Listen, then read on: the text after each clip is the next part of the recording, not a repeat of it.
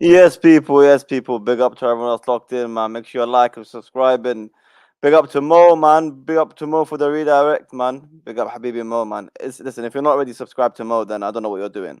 I'm sure you'll all subscribe to Mo anyway. But big up for him for the redirect, man. I appreciate it for the support.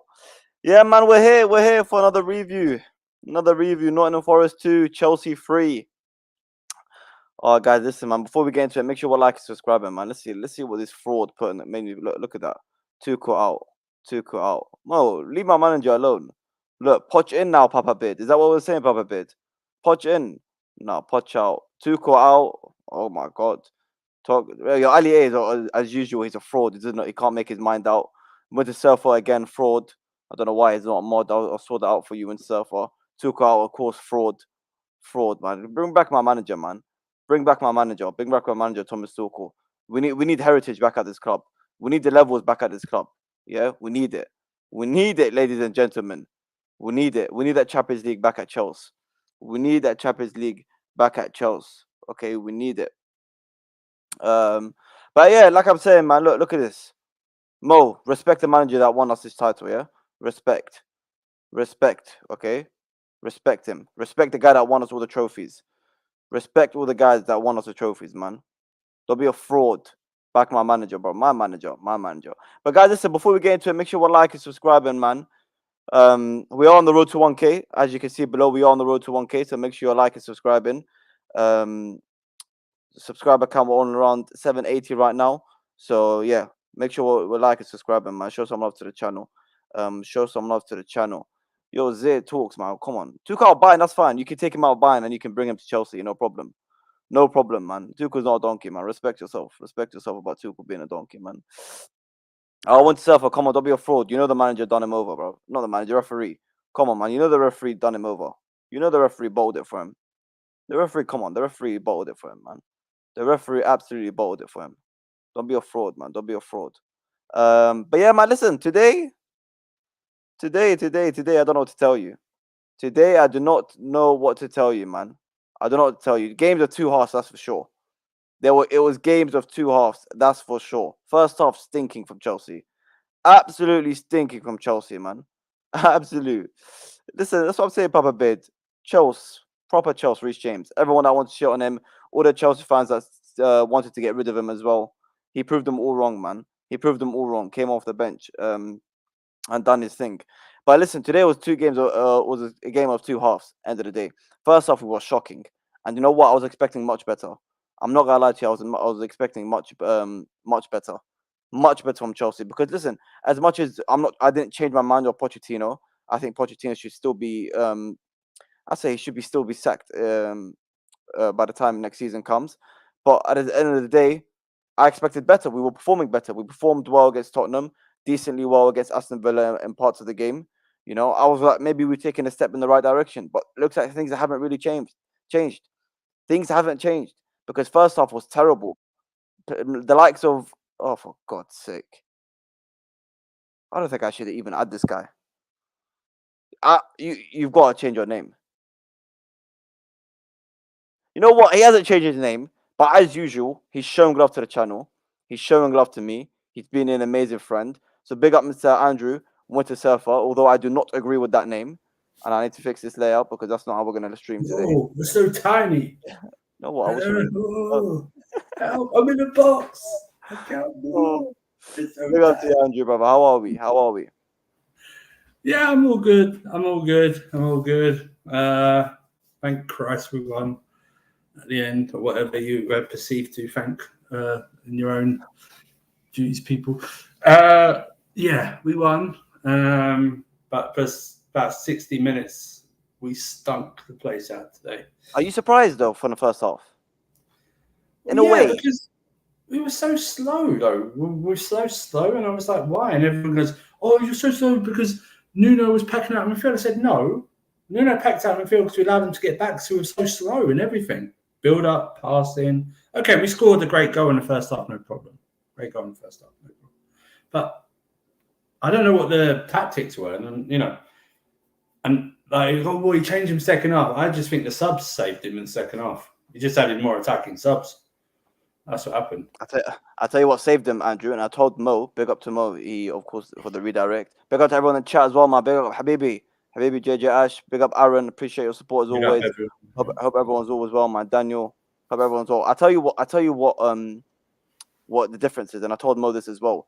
When you play a 10 in their position, when you play someone in the number 10 that's got the natural abilities of a number 10, if that makes sense. Because the whole season we were playing Conor Gallagher there, right? Conor Gallagher has zero attributes to be playing in number 10.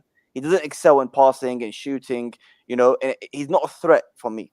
For me, as a Chelsea fan watching him, I don't see him as a threat going forward, right? When I see the ball, I don't see being excited. Well, in comparison to Nkunku, you know, the way he moves the ball, he's slicker. It's just a natural number 10. And that makes a massive difference. Gallagher was complete, and I'm not saying like, oh, shit on Gallagher. I think today he was a complete non-factor in any position he was in today. It was just not work. Plus, I want to give what everyone say, it just didn't work with him today, and that's fine. Some games just don't suit Gallagher, and the way the game was laid out, he didn't have any effect on it. No, he didn't have any like big negative effect for me on it, but it just wasn't. It just didn't fit. Whatever happened, we couldn't get him in the game. The only thing he could do was like foul and everything like that. He fouled Cho in the first, I think it was. Yeah, choking out by the way, man. Lucky that Cucurella was there. Well, he was probably sent off, but he was, yeah. But that's the manager kept him on for long. That was my thing. It was like, okay, well, what are you going to do? But I just think, listen, whatever the subs worked. Ironically, the subs were actually better second half than the first half, which is rare in Poch's season. But they worked, and I'm at the point of thing where it's like I'm okay when we win at the end of the season. We're trying to go for something, and it will paper over the performance cracks because we're trying to get somewhere, right? We're trying to get somewhere. It's different when you're in what's happened recently and like before this run where it was just so inconsistent and we couldn't get performances together. That's when I criticize performances because I don't know what the manager's trying to do.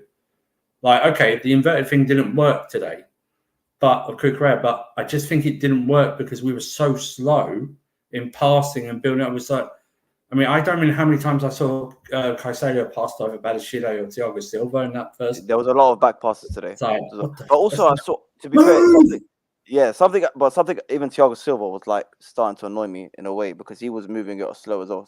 Remember earlier in the season when we were talking about Thiago, he was too slow.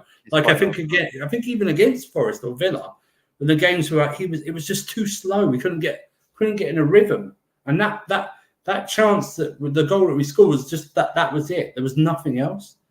And like I said, he subs, they changed it worked, no problem.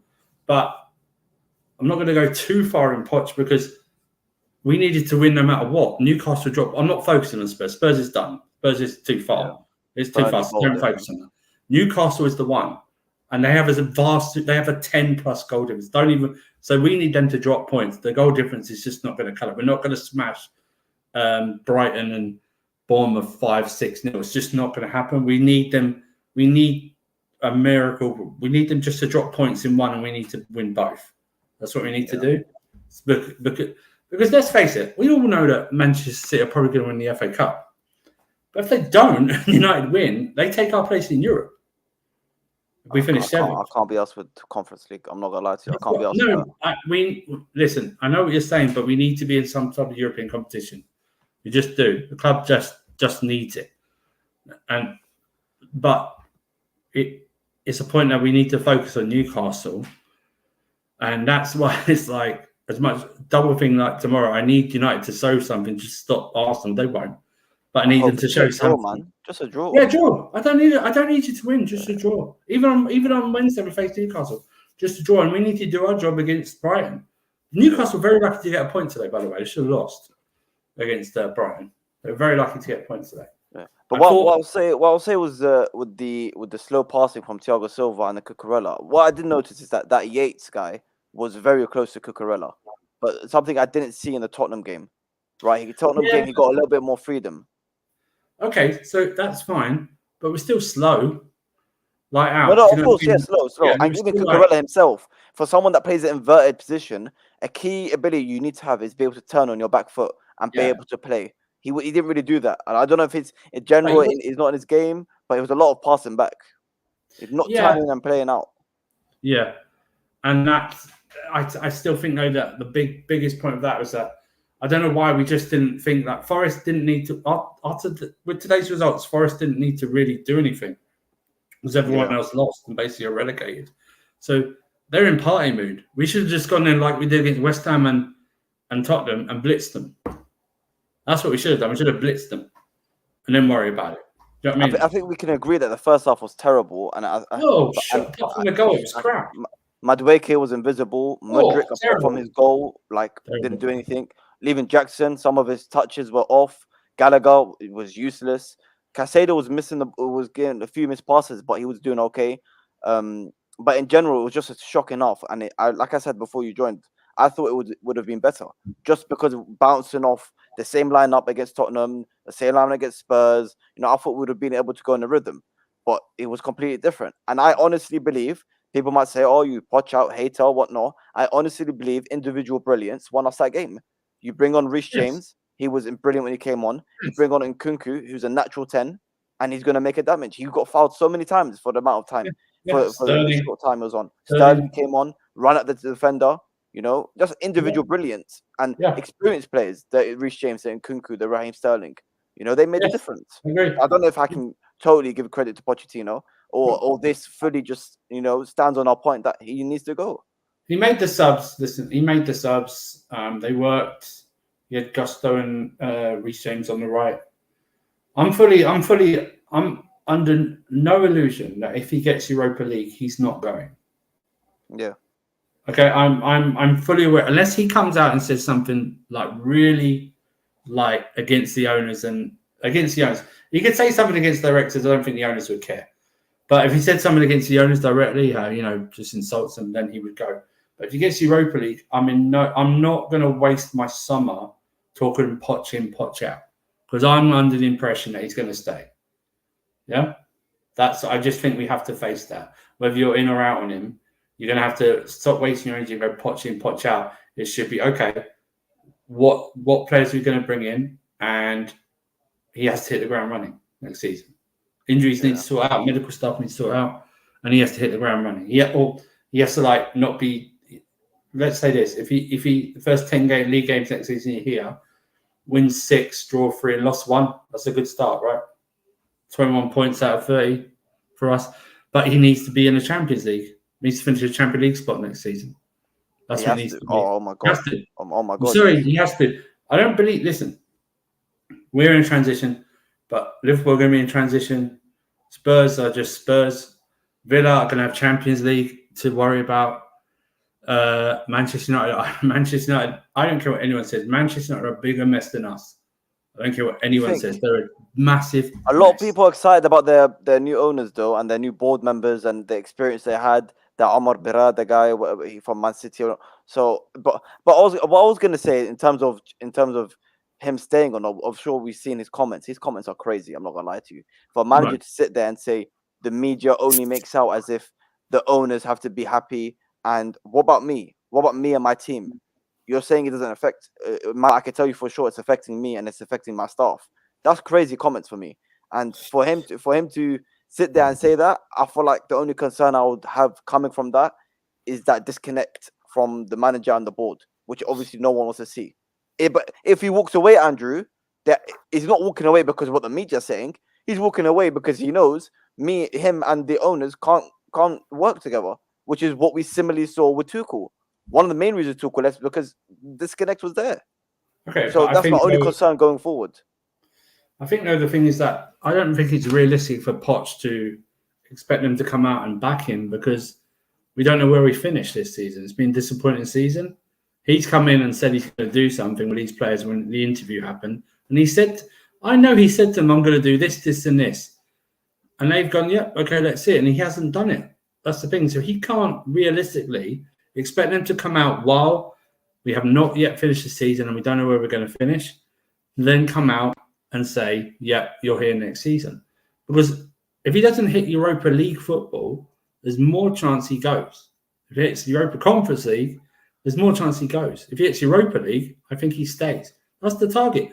These guys wanted to finish in the top 4, Champions League football. They've had to revise that because of how badly he's done in his job. Yeah. Now, if he actually had the balls to do this inverted stuff with 10 games to go, then we probably at the minimum we'd be comfortably in a top 6. Not worrying about whether we're going to finish it, but we've been above United weeks ago.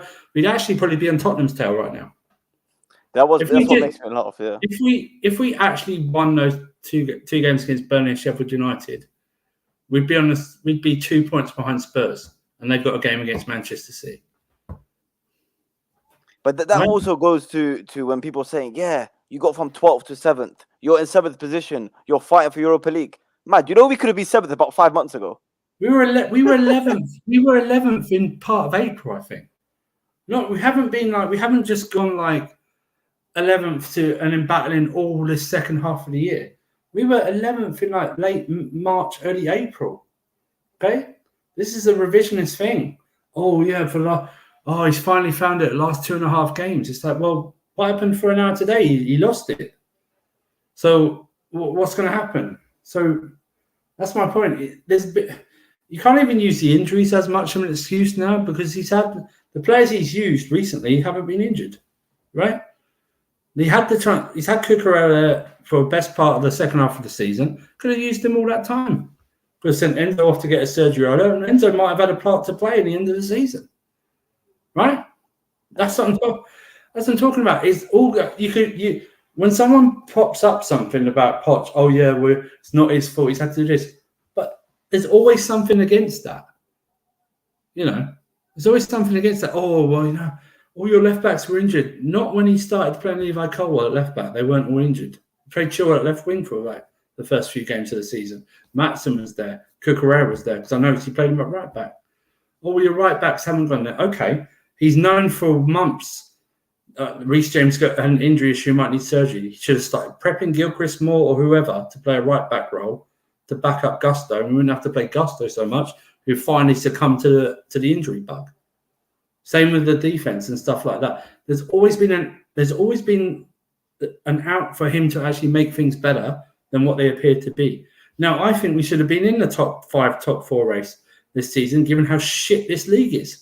I said that in January. We needed 61 goals and we're in 7th or going for 6th. 61 goals. No, we've conceded less. So we've conceded more than Everton. We've conceded more than Manchester United. 61 goals again today. Set piece again today. Why have you not figured that out still? Yeah. I said it in January, Andrew, in front of Mo, in front of Hassam, in front of everyone. I said because they gave us the example of a Jurgen Klopp or a Pep. I said if we had Jurgen Klopp or Pep, we would be 4th. And I said that in January. Yeah, this whole thing. I stand by that. Sam goes, oh, if you had like a combination, I love that combination between Poch and Klopp and Pep, and they couldn't get this. That's nonsense. Or we take more Wolves players than Chelsea players. Absolute nonsense. But now we're performing, Andrew. All of a sudden, the manager's amazing, and he's overperforming. He's overperforming. It's not his fault, and I agree. Everything's not his fault. But when we criticize him for stuff on the pitch, which is his fault. Okay, which is his fault. That's something you're going to praise. Oh yes, I told you, Poch should win Manager of the Year or something like that for the way he's got these shit players. No. These players look shit because of Poch. Yeah? And they're looking good now because of Poch, who's done something for the last few games. And that's fair dues to him. But this should have been done sooner. Someone put it in the chat. Too little, too late. Yeah, big up to Ash, man. But another one, though, Andrew, because this is another concern, in a way. Big up to TJ Sab saying, I never wanted Poch, but I'd rather him staying than getting De Zerbi. If our own clown-like owners sack Poch, then they have to bring in a serial winner who's allowed to choose the players he wants. This is my only thing that will say, you get rid of Pochettino, you bring in a serial winner. You bring in a serial winner. Yeah? That's what I'm saying. You bring in a serial winner. I'm going to ask you this to Andrew right now. Is it worth getting rid of... the second picture more than the first. That's fine. Wrong picture. We'll hold that stuff here. Bloody hell. Yeah. What the hell? What do you call it? Serial winner. It doesn't matter. 2-quarter flick. I'm not bothered. But what I want to say is, as well, guys, we are literally 10 subscribers away from 800. Make sure you're subscribing. Make sure you're hitting the like. I can already see here on YouTube Studio. It tells me how many people are watching, but are not subscribed. Make sure you guys are subscribing, man. Big up to you guys. I don't see it. I don't know if it's worth getting rid of Pochettino for De Zerbi. Even and Almiron maybe I would agree with, because he's literally just won the league as well, and he's won that multiple times. I think the first time he won it was the first time in a very long time for Sporting. I agree with that, maybe, but to a De Zerbi, I don't know if he can achieve more than a Pochettino, because let's not completely ignore Pochettino's CV. Although some argue, forget the CV, it's what he's done at Chelsea, which I agree on. But maybe without the injuries, because as much as we want to shit on Pochettino, the injuries are ridiculous. We cannot ignore what a Fofana, big up to him. I saw him yesterday. Big up to Fofana, a Reece James, a Lavia, an Nkunku, a available Carney. The list goes on. The list goes on. That makes a new striker that's going to come in, most likely Osimhen. That's like, I've just named you about 5, not only starters, but amazing players. Like very, very Reece James and Nkunku, Fofana. These are no bums. Lavia, these are not bums, right? Yeah. So this is the only argument I would make. Or is it worth bringing in the De Zerbi or an Almiron? You see, that's my hesitation is like, yeah, we should get my overall thing. Yeah, get rid of Poch. But everyone that we're linked to has huge question marks on them, right? Everyone, Almiron, De Zerbi, and Flick. Flick's won stuff. He's won stuff at Bayern Munich, whatever you think about that. He then went to Germany, and then he's been out for like 18 months to nearly 2 years. And why hasn't any real big club gone for him? Do you know what I mean? Like, why isn't Barcelona linked? That's the thing. No one's ever gone like a further step and gone, yeah, we need to hire you and stuff like that. Even like Bayern Munich, like right now. Do you know what I mean? Like they've been linked to Nagelsmann and Ragnick, nothing to Flick and stuff like that. Even like PSG or something like that. That's my thing. And it's like DJ put there about like, oh yeah, we need to let the manager choose his own players. Nope. He can be in discussion. Look at Ten Hag. He had all his players this summer. Look at that. Yeah, that's what it is. When you're building a club, look at Real Madrid. Do you think Ancelotti's in the discussions for the players that they sign? Do you think Ancelotti's in any discussion? Yeah, but Andrew, look at the players they're signing, bro. He ain't gonna say no to Bellingham. That's what I'm saying. Do you think? Look at Klopp. Klopp wanted, when my players there, the urban legend is Klopp didn't want Salah, didn't want Mane, stuff, other players like that. Wanted Brandt, and I think it was it Mario Gomez or not Mario Gomez? It was Brandt. One of them was Brandt. Was it Goetze? He wanted Goetze or something like that. Sam, who was it? It wasn't Salah. It was Brandt and someone else, maybe. Yeah, something like that. That's the room anyway. I mean, Pep. Obviously, Pep's like has an input and stuff like that, but they buy players. There you go, He's fit to the system. I mean, that's the issue. Arteta might have discussions and stuff like that, but overall, I think their buying's been pretty average, if I'm saying that.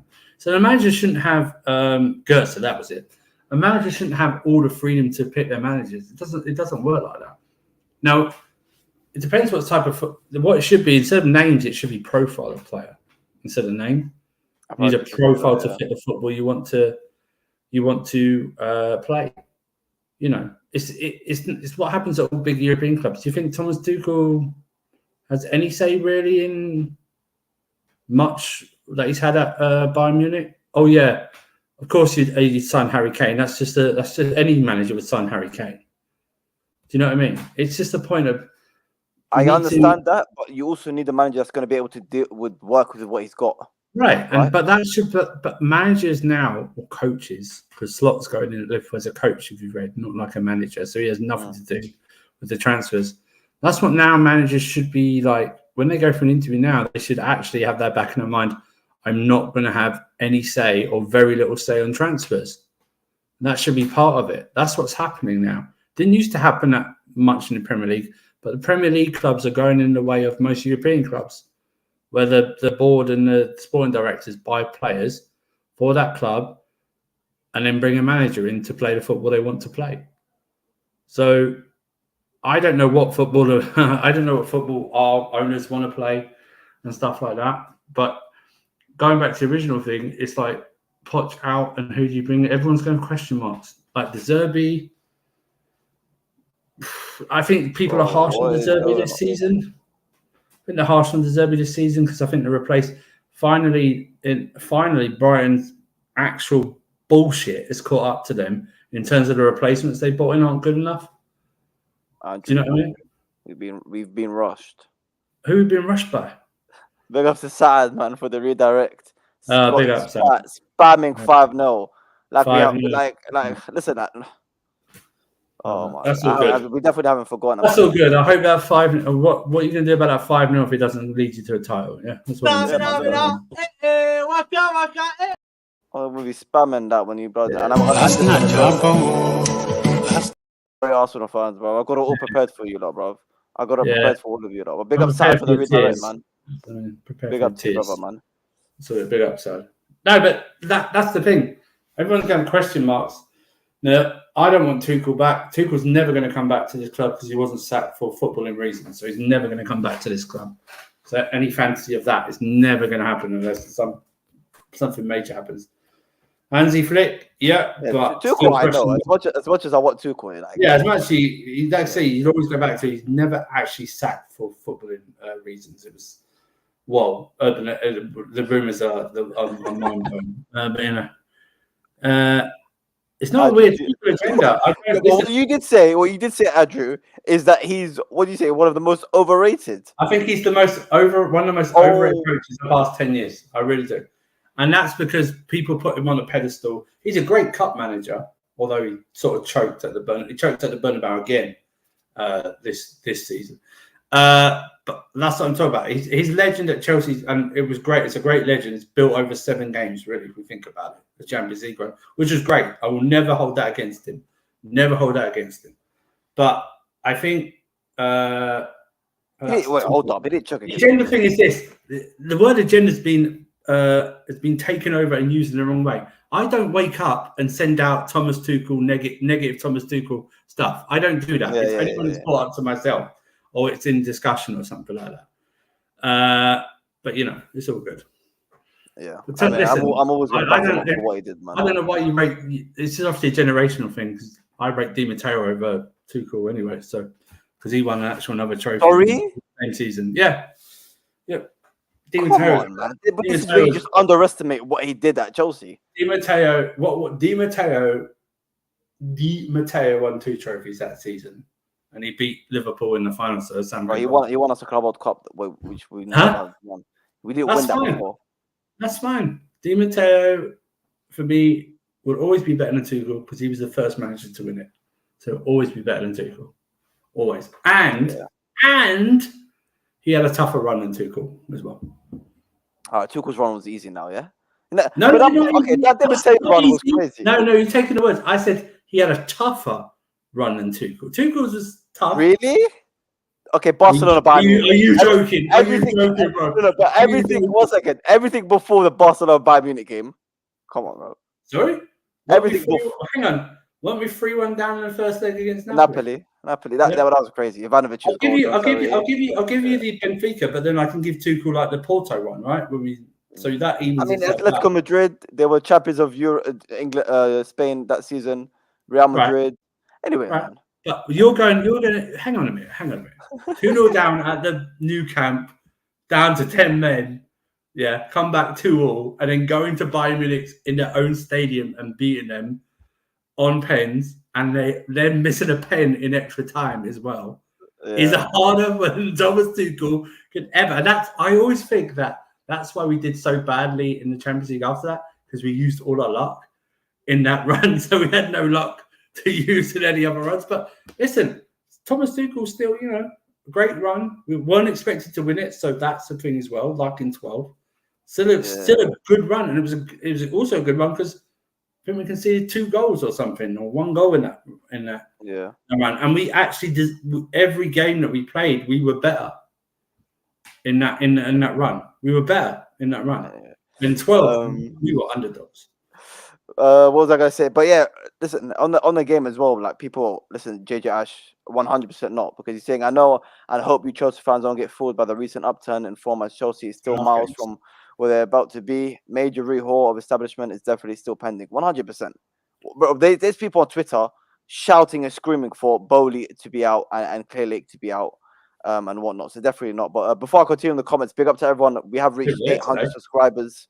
800 subscribers has been hit, so I appreciate everyone with the support. Did you see they were there? Did you see Egg Barley and the directors were at the City? They were there. They were there. I don't know what they're I don't know where. Different from Brentford experience. Yeah.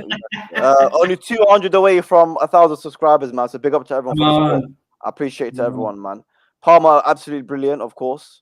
Like, so I don't think he wasn't amazing today. That's what I was for, because he got man of the match. I don't think he. I swear to God, Andrew, I swear to God, when he got given man of the match, I looked at my brother. I was like, "What? That's like KDB in the semi-final against us." That's not. I swear he only got it also because we were winning, and I was like, "Why are you giving it? We're only 3-2 up. Why are you giving it 5 minutes to go plus injury time? Why are you giving it to Palmer? They might equalize." I don't think he was our best player. I think he was good. And that goes to the point where Cole Palmer seems to be like the player which we saw glimpses of this season as well, that he doesn't need an assist or a goal for him to get man of the match or for him to perform well, which is a massive factor. I'm not comparing him as a player to Eden Hazard whatsoever, but Eden Hazard doesn't need 3 goals and assists for you to say Eden Hazard has a good game. You know, Eden Hazard would have a good game without the assists, which I like from Cole Palmer as well. And quickly, the young player of this year, player of the year, I saw he got nominated for both, but I'm not gonna lie, it's a bit weird for me for you to be in both, because if you think about it, if you win player of the season or player of the season, and you're nominated for the young player of the season, but you don't win it, it doesn't make any sense. Here's the thing: Foden's in both. If Foden wins the main one, then why shouldn't he win the young one? Because how can he be the best player, but then not win young player? This is my whole thing. This is what I'm talking about. The young player one is a flawed thing. The young player one should be for someone of between a certain age who's not played a lot. Foden and Saka shouldn't be in that when they're like played over 200 games for their clubs. They shouldn't be in this one. They should not be in this one. I think Haaland won both last year, right? No. I swear Saka won one last year. Did he? Oh, okay. But what I'm saying is this is what I'm saying. It doesn't make sense. But what I'm saying, Foden and Saka shouldn't be in this young player one. They've played over 200 games for their clubs. Okay, they shouldn't be in it. They should rename it like a breakthrough player of the year or something like that. And I also think that, listen, my argument isn't really for Palmer winning it. I don't think he will. I think Foden will. I don't get this whole thing of people that question whether he should be nominated or not. I looked at that list. That list is a joke. How Odegaard is on there, and he's only been playing well since February, is a joke, right? It's an absolute joke for me. Yeah. Saliba and Gabriel, the best defensive partnership in the league, are not there. Isak, why is Isak and Haaland there? I don't get what Haaland's player of the year. Yeah, player of the year in the Premier League one, right?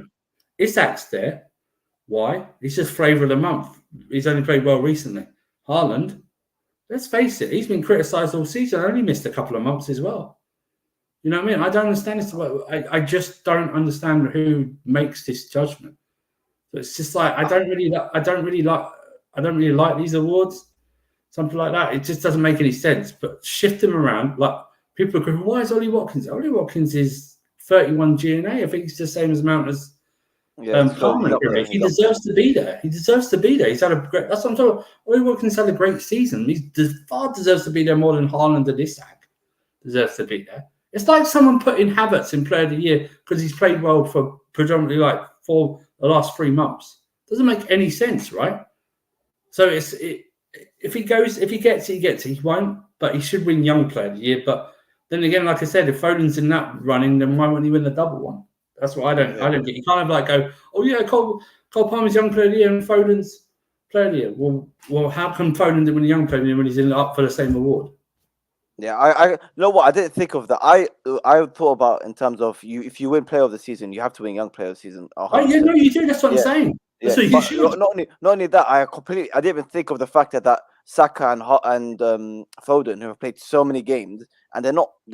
Yes, they're still young, but like, give it to someone like a like a Palmer, for example, because it's his first season properly in the first team football, or I don't know who else. If bloody Madueke was performing to the level of Palmer, or something like that, like, or Gusto was performing consistently. Even Gusto, you could say could be in the running for Young Player of the Season, because it wasn't too long ago I was saying Gusto was having a better season than Palmer, but Palmer was just ridiculously getting better every game.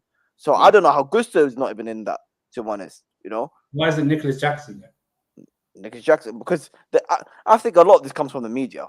Like, I'm not gonna we saw Sky Sports talking about how Chelsea are better without Enzo. Yeah, because they follow online stuff. That's why they follow online stuff. Which is ridiculous, by the way. We all know it now, mate. Sky follow all the online stuff. They do it now because that gets the most interactions. That's why Sky's like that. But yeah. Big up to everyone, man. Make sure you guys are like, subscribe, and let's get to 100 likes, people, man. And then big up to the comment saying Chelsea's problem was the defense. We have a very good team from midfield onward. In the first half, Cucurella tactical moves were absurd, and that changed in the second half. Greetings from Chile. Big up to you, brother.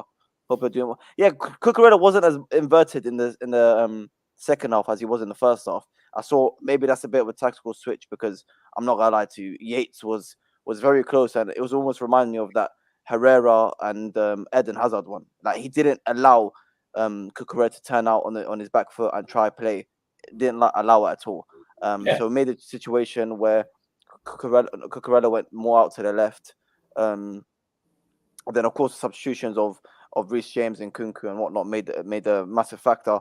And of course, Chelsea conceded the set piece, which for some reason we are not great at defending set pieces yet again. Yeah. I don't know what is going on, because they're literally, even a Nottingham Forest player was about to take the free kick, and you still see Madueke debating and arguing and trying to figure out where they should be standing and whatnot. So it's clearly they're lost in that regard. But next season, I think defense is going to be crazy. Our defense next season, I think, will be fine, as long as we have got someone that can set it up properly. Whether that's Pochettino, whether it's not, I don't know. Was that set piece coach coming in, isn't it, from Brentford? Yeah, God knows when he is. But when it's like, if Poch stays, is he going to use him or use his ideas? Because you can bring all the coaches you want. Is the main guy going to use them? Like, is he going to undermine him and go, yeah, we know what you did for all that, but we're going to do this now? Do you know what I mean? It's like, yeah, we got to see that, man. Saying media hates Chelsea, but that's like saying the sky is blue. Yeah, man. Big up to Ravi. Appreciate you, brother. Ziad'sZone, thousands of stuff. Quality dad and Chana. Appreciate you, brother. Here we go. DJ, it was always a quality comment. Ziad, bruv, don't listen to Sky Sports. Enzo, the guy who said that this was for a Liverpool player, Steve Warwick. He played for Liverpool, came through their ranks. He ripped through Liverpool at the start as well. And that Liverpool, whatever his name is, Steve Warwick. I listen, it's like, we could have the argument going, how good was the midfield today? Because Enzo wasn't there, so you can't blame him, right? Everyone's going to go, yeah, but you won the game without Enzo again. It's like, well, okay, that's fine, but you just want to paper over the crack and talk about the whole performance for an hour. We were shit. But that's what it was all season. That's what it was all season. Paper over the cracks. I saw you're better now because you're 7th, and last season you were 12th. I'm like, what? Who looks at football like that? You cannot look at football, a 38-game season in the Premier League, and just because you're better in the league in terms of position, it means, you should be happy with that. When we entered April in 11th, we're still people talking about as an outside shot of finishing in Europe. That shouldn't be in any league. You know what I mean? I shouldn't be in 11th in April going, I can still finish like 6th, because that's how crap this league is. That's how let me rephrase that. That's how mediocre this league is, that people can beat everyone else. Do you know what I mean? That Manchester United have been 6th or 7th for like the last 3 months, with a minus goal difference. Wow. How rubbish is this league when Everton have maybe not recently, but like before us, they were the 4th best defence before they played us in the season. The 4th best. But even Aston Villa, Andrew. Even Aston Villa. Respect to Unai Emery and respect to what they're doing. Yeah, respect what they're doing, that's fine. But there's no way an Unai Emery Aston Villa team should be sitting 4th for the majority of the season. That's just not a thing. It's the thing, but that just shows it's like, well, that just shows the quality of the league It's the most watched. So when you talk about quality versus exciting, it's exciting because nearly every team can beat everyone else apart from maybe Arsenal and City. But everyone can beat everyone else. That Liverpool can go to a West Ham with just trudging along and drop 2 points and drew 2-2. We drew to a 10-man Burnley 2-2 at home. Do you know what I mean? That's how mad this league is.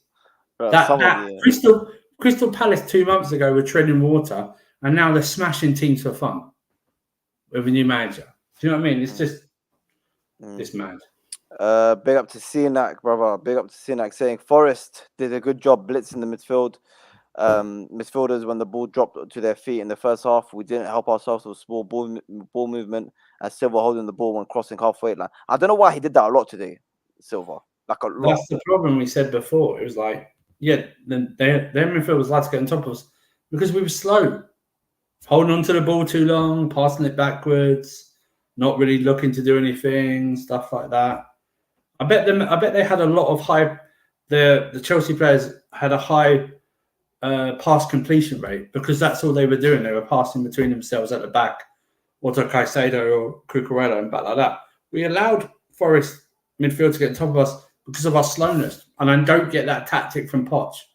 I really don't get that tactic from Poch going to Forest. I really don't. We should not respect Forest that much to go there and do that. I mean, they're not even secure now because of that. They're already secure before the game kicked off. I think mathematically they can still get relegated though. I mean, this is the way they bring it out. Not the way their fans were like celebrating. They think they're already at the start. There was a party atmosphere. That's what it was. In terms of the stats, we can have a little look at the stats from today's game. Here we go. Bloody hell. Look at that. Look at the expected and the they had 20 shots. Yeah. They had 20 bloody shots. Yeah. Wow. Especially that second half, the early part before the subs came on and we equalised to make it 2-2. They had before Cho's goal, we actually hit the bar, didn't it? I know it deflected. And I think Aina pulled a shot just wide. And remember, Chris Woods hit that shot just over the bar from like 2 yards out. Yeah, oh my God. The post. They hit the post as well in that same move. Oh my God, look at that. We had 283 passes in our own half. Exactly. I bet that was all the bulk of the first half, or first 60 minutes of the game. Wow. Yeah. I mean, if you look at if you compare it to the first half, we had 164 passes in our own half in the first half only. Yeah. What are you talking about? Wow. Nottingham Forest only had 60. Yeah, because they just played it over the top. But Hudson-Odoi, though, I don't know about you, but that's pissed me off. What pissed me off was that we kept showing him onto his right foot. And I don't understand. And it's not just us. It's not just us. Whoever the inverted winger is, everyone shows them onto their good foot. And I never understand that. Make him go wide. He's got a rubbish left foot.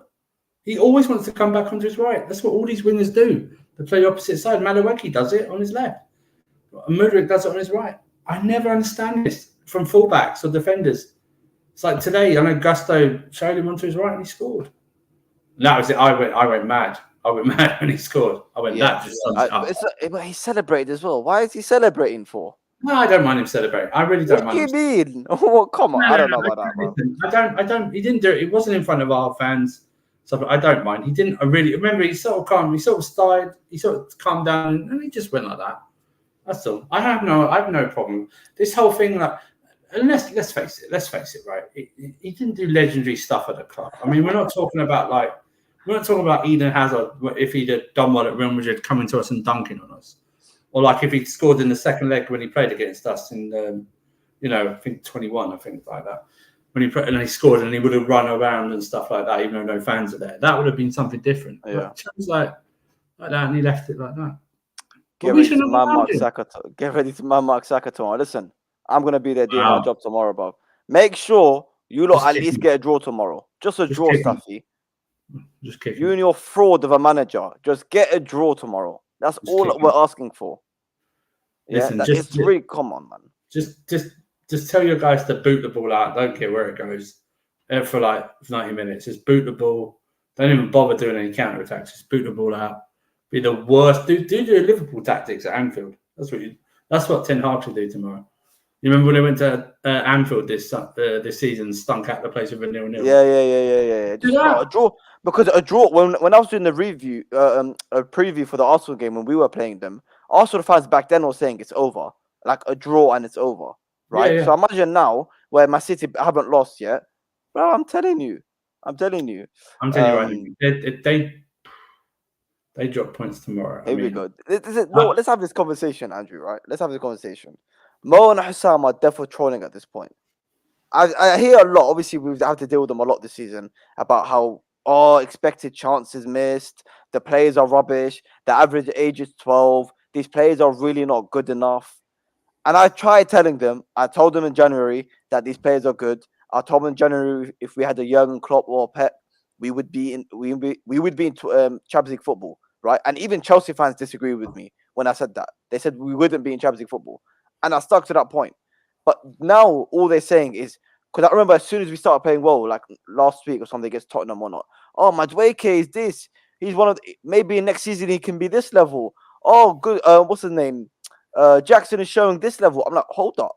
What are you lot talking about? These are the exact same players you lot gave no chance. I said we're useless, right? When Chelsea fans were trying to tell you that they are good players. And as soon as the manager switches something and we're getting points, you guys want to completely switch it and say, you know what? The manager is getting the best out of them. And maybe the players are actually good. But to be fair to Mo, I know he sometimes likes to troll and stuff like that, but to actually be fair, he's been more consistent in terms of when we were 11th or 10th, he said Poch should be sacked. He said Poch should be sacked. He should go. Yeah. Stuff like that. Now he's like, if Poch finishes 6th, maybe he deserves another season and stuff like that. And that's understandable to come from. But Sam's the one where he goes, oh yeah, but Poch should be like today. Poch should be manager of the year for getting blah blah blah and this player and this player. I'll take more Wolves players than Chelsea players, which is just fraudulent to say at this point. I think. Listen, To absolve Poch of any blame this season or to say, it's not all his fault. Fine, it's not all his fault. We go back and say, when most of us criticise Poch, it's because of something that's happened on the field. Yeah? Do you know what I mean? Like, there's no excuses for dropping 2 points to 10-man Burnley at home when their manager's been sent off and you're up against Craig Bellamy in the other dugout. There's no excuse for going to Brentford, who'd lost 12 out of 15 and going there with a back three that we haven't played in ages. Yeah, there's no excuse. Wow. There's no excuse for the League Cup final playing for penalties when you had a younger, inexperienced Liverpool team on the ropes at the end of that second half and didn't press on their necks. I never blame him for the chances we miss because I just don't believe that's on the manager. I believe that's on the players. But that is not. But every time they've said that, I said you cannot look at a whole season and only look at chances missed. It doesn't work like that. No, exactly. And that's why I say you can counteract the chances missed if you set up a defence properly. Yeah? If you set up a defence properly or a system, like Lewis has said, all we need is to see a structure, which we haven't seen until the last three or so games. We haven't seen that this season. And he's had ample chance to do that. And he's only just started doing that now. No matter what you think, he's had ample chance to do all these changes and he's not applied them till it's like nearly too late to do so. So that's on him to do. He's had once a week football for majority of this season. We've gone far in the cup competitions, no problem. But it's like I'm having issues with him playing once a week football, and we had a European competition. The way the competitions are changing next season, that's more than the usual European games. Even in the group stages, I think there's more group games. So I can see their argument if he finishes 6th. Like I said to you earlier in the stream, I think he's staying. In my opinion, if he finishes 6th, I think they'll just say you've hit the target. Would you be okay with that? Listen, I wouldn't be okay with it, but I'm not going to waste my time if he finishes 6th. So I think he stays, unless he like I said. Bearing in mind, like I said earlier, the managers that are most likely going to come in, it's most likely not going to be a Tuchel, and it's most likely not going to be a Flick. No, it's going to be an Amorim or De Zerbi. It'll probably be one of them. And it'll be one of them. are we in agreement? It's most likely should be Almiron over De Zerbi. I take Almiron over that. But does Almiron then come in and completely change the formation back to wing backs, which we haven't been consistently playing? I think we have the squad for it, though. I know, but we haven't been consistently playing it for 2 years now. That's why pre-season is there. I know that's why pre-season is there. But if you're going to make a change on Poch, you need to do it the day after the season ends. And you say, no, thank you very much. But even if you finish your 6th and you're still not happy with him, make that change right now. Get Almiron in or whoever De Zerbi in, sort it out. Here's what we're doing. Get them in. I want you to do this. Can you deliver? Yes, this, but I'm going to need this, this, and this. Okay, here are our plans. We're going to buy this. Can you work with this guy or this profile? Yes. You clear the out. You get De Zerbi, the only option keeper. Now, the thing is, though, is that... But this is the thing. Is it like I struggle to think De Zerbi would do a better job. And like I struggle to think it. On paper, he might get us our Champions League football, but in Europe, I question what he could do going forward. When I don't know. I honestly don't know. I think De Zerbi is a better coach than what is happening around at Brighton. Like I said earlier, it's finally caught up with Brighton that the replacements they bought in for their players aren't as good as what they thought they were, and we're seeing it this season. Remember, he had McAllister and Caicedo ripped away from him, right? He didn't replace them. They didn't replace them for him. Yeah, he's not picking the players. He's not signing the players. The Brighton people are. And it finally caught up with them that the replacements aren't good enough. Matoma's also been out for a long time as well. And they don't really have a recognised striker. They've never really had a recognised striker. So we don't know. He's more settled in the Premier League. Let's see if he can do. Let's see if he do better with better players. Almiron has more question marks than De Zerbi for me because he's coming from another league. He's going to play possibly a wing-back system. I don't know if we'll like say you might say we have the players for it. I don't know. I don't know if Gusto's a good right wing-back or can be coached into something like that. Reece is coming back from a long-term injury. Are we going to put too much pressure on Reece already? Chilwell is a good left wing-back, but I'd sell him. And Cucurella, I don't know if he can play the wing-back role.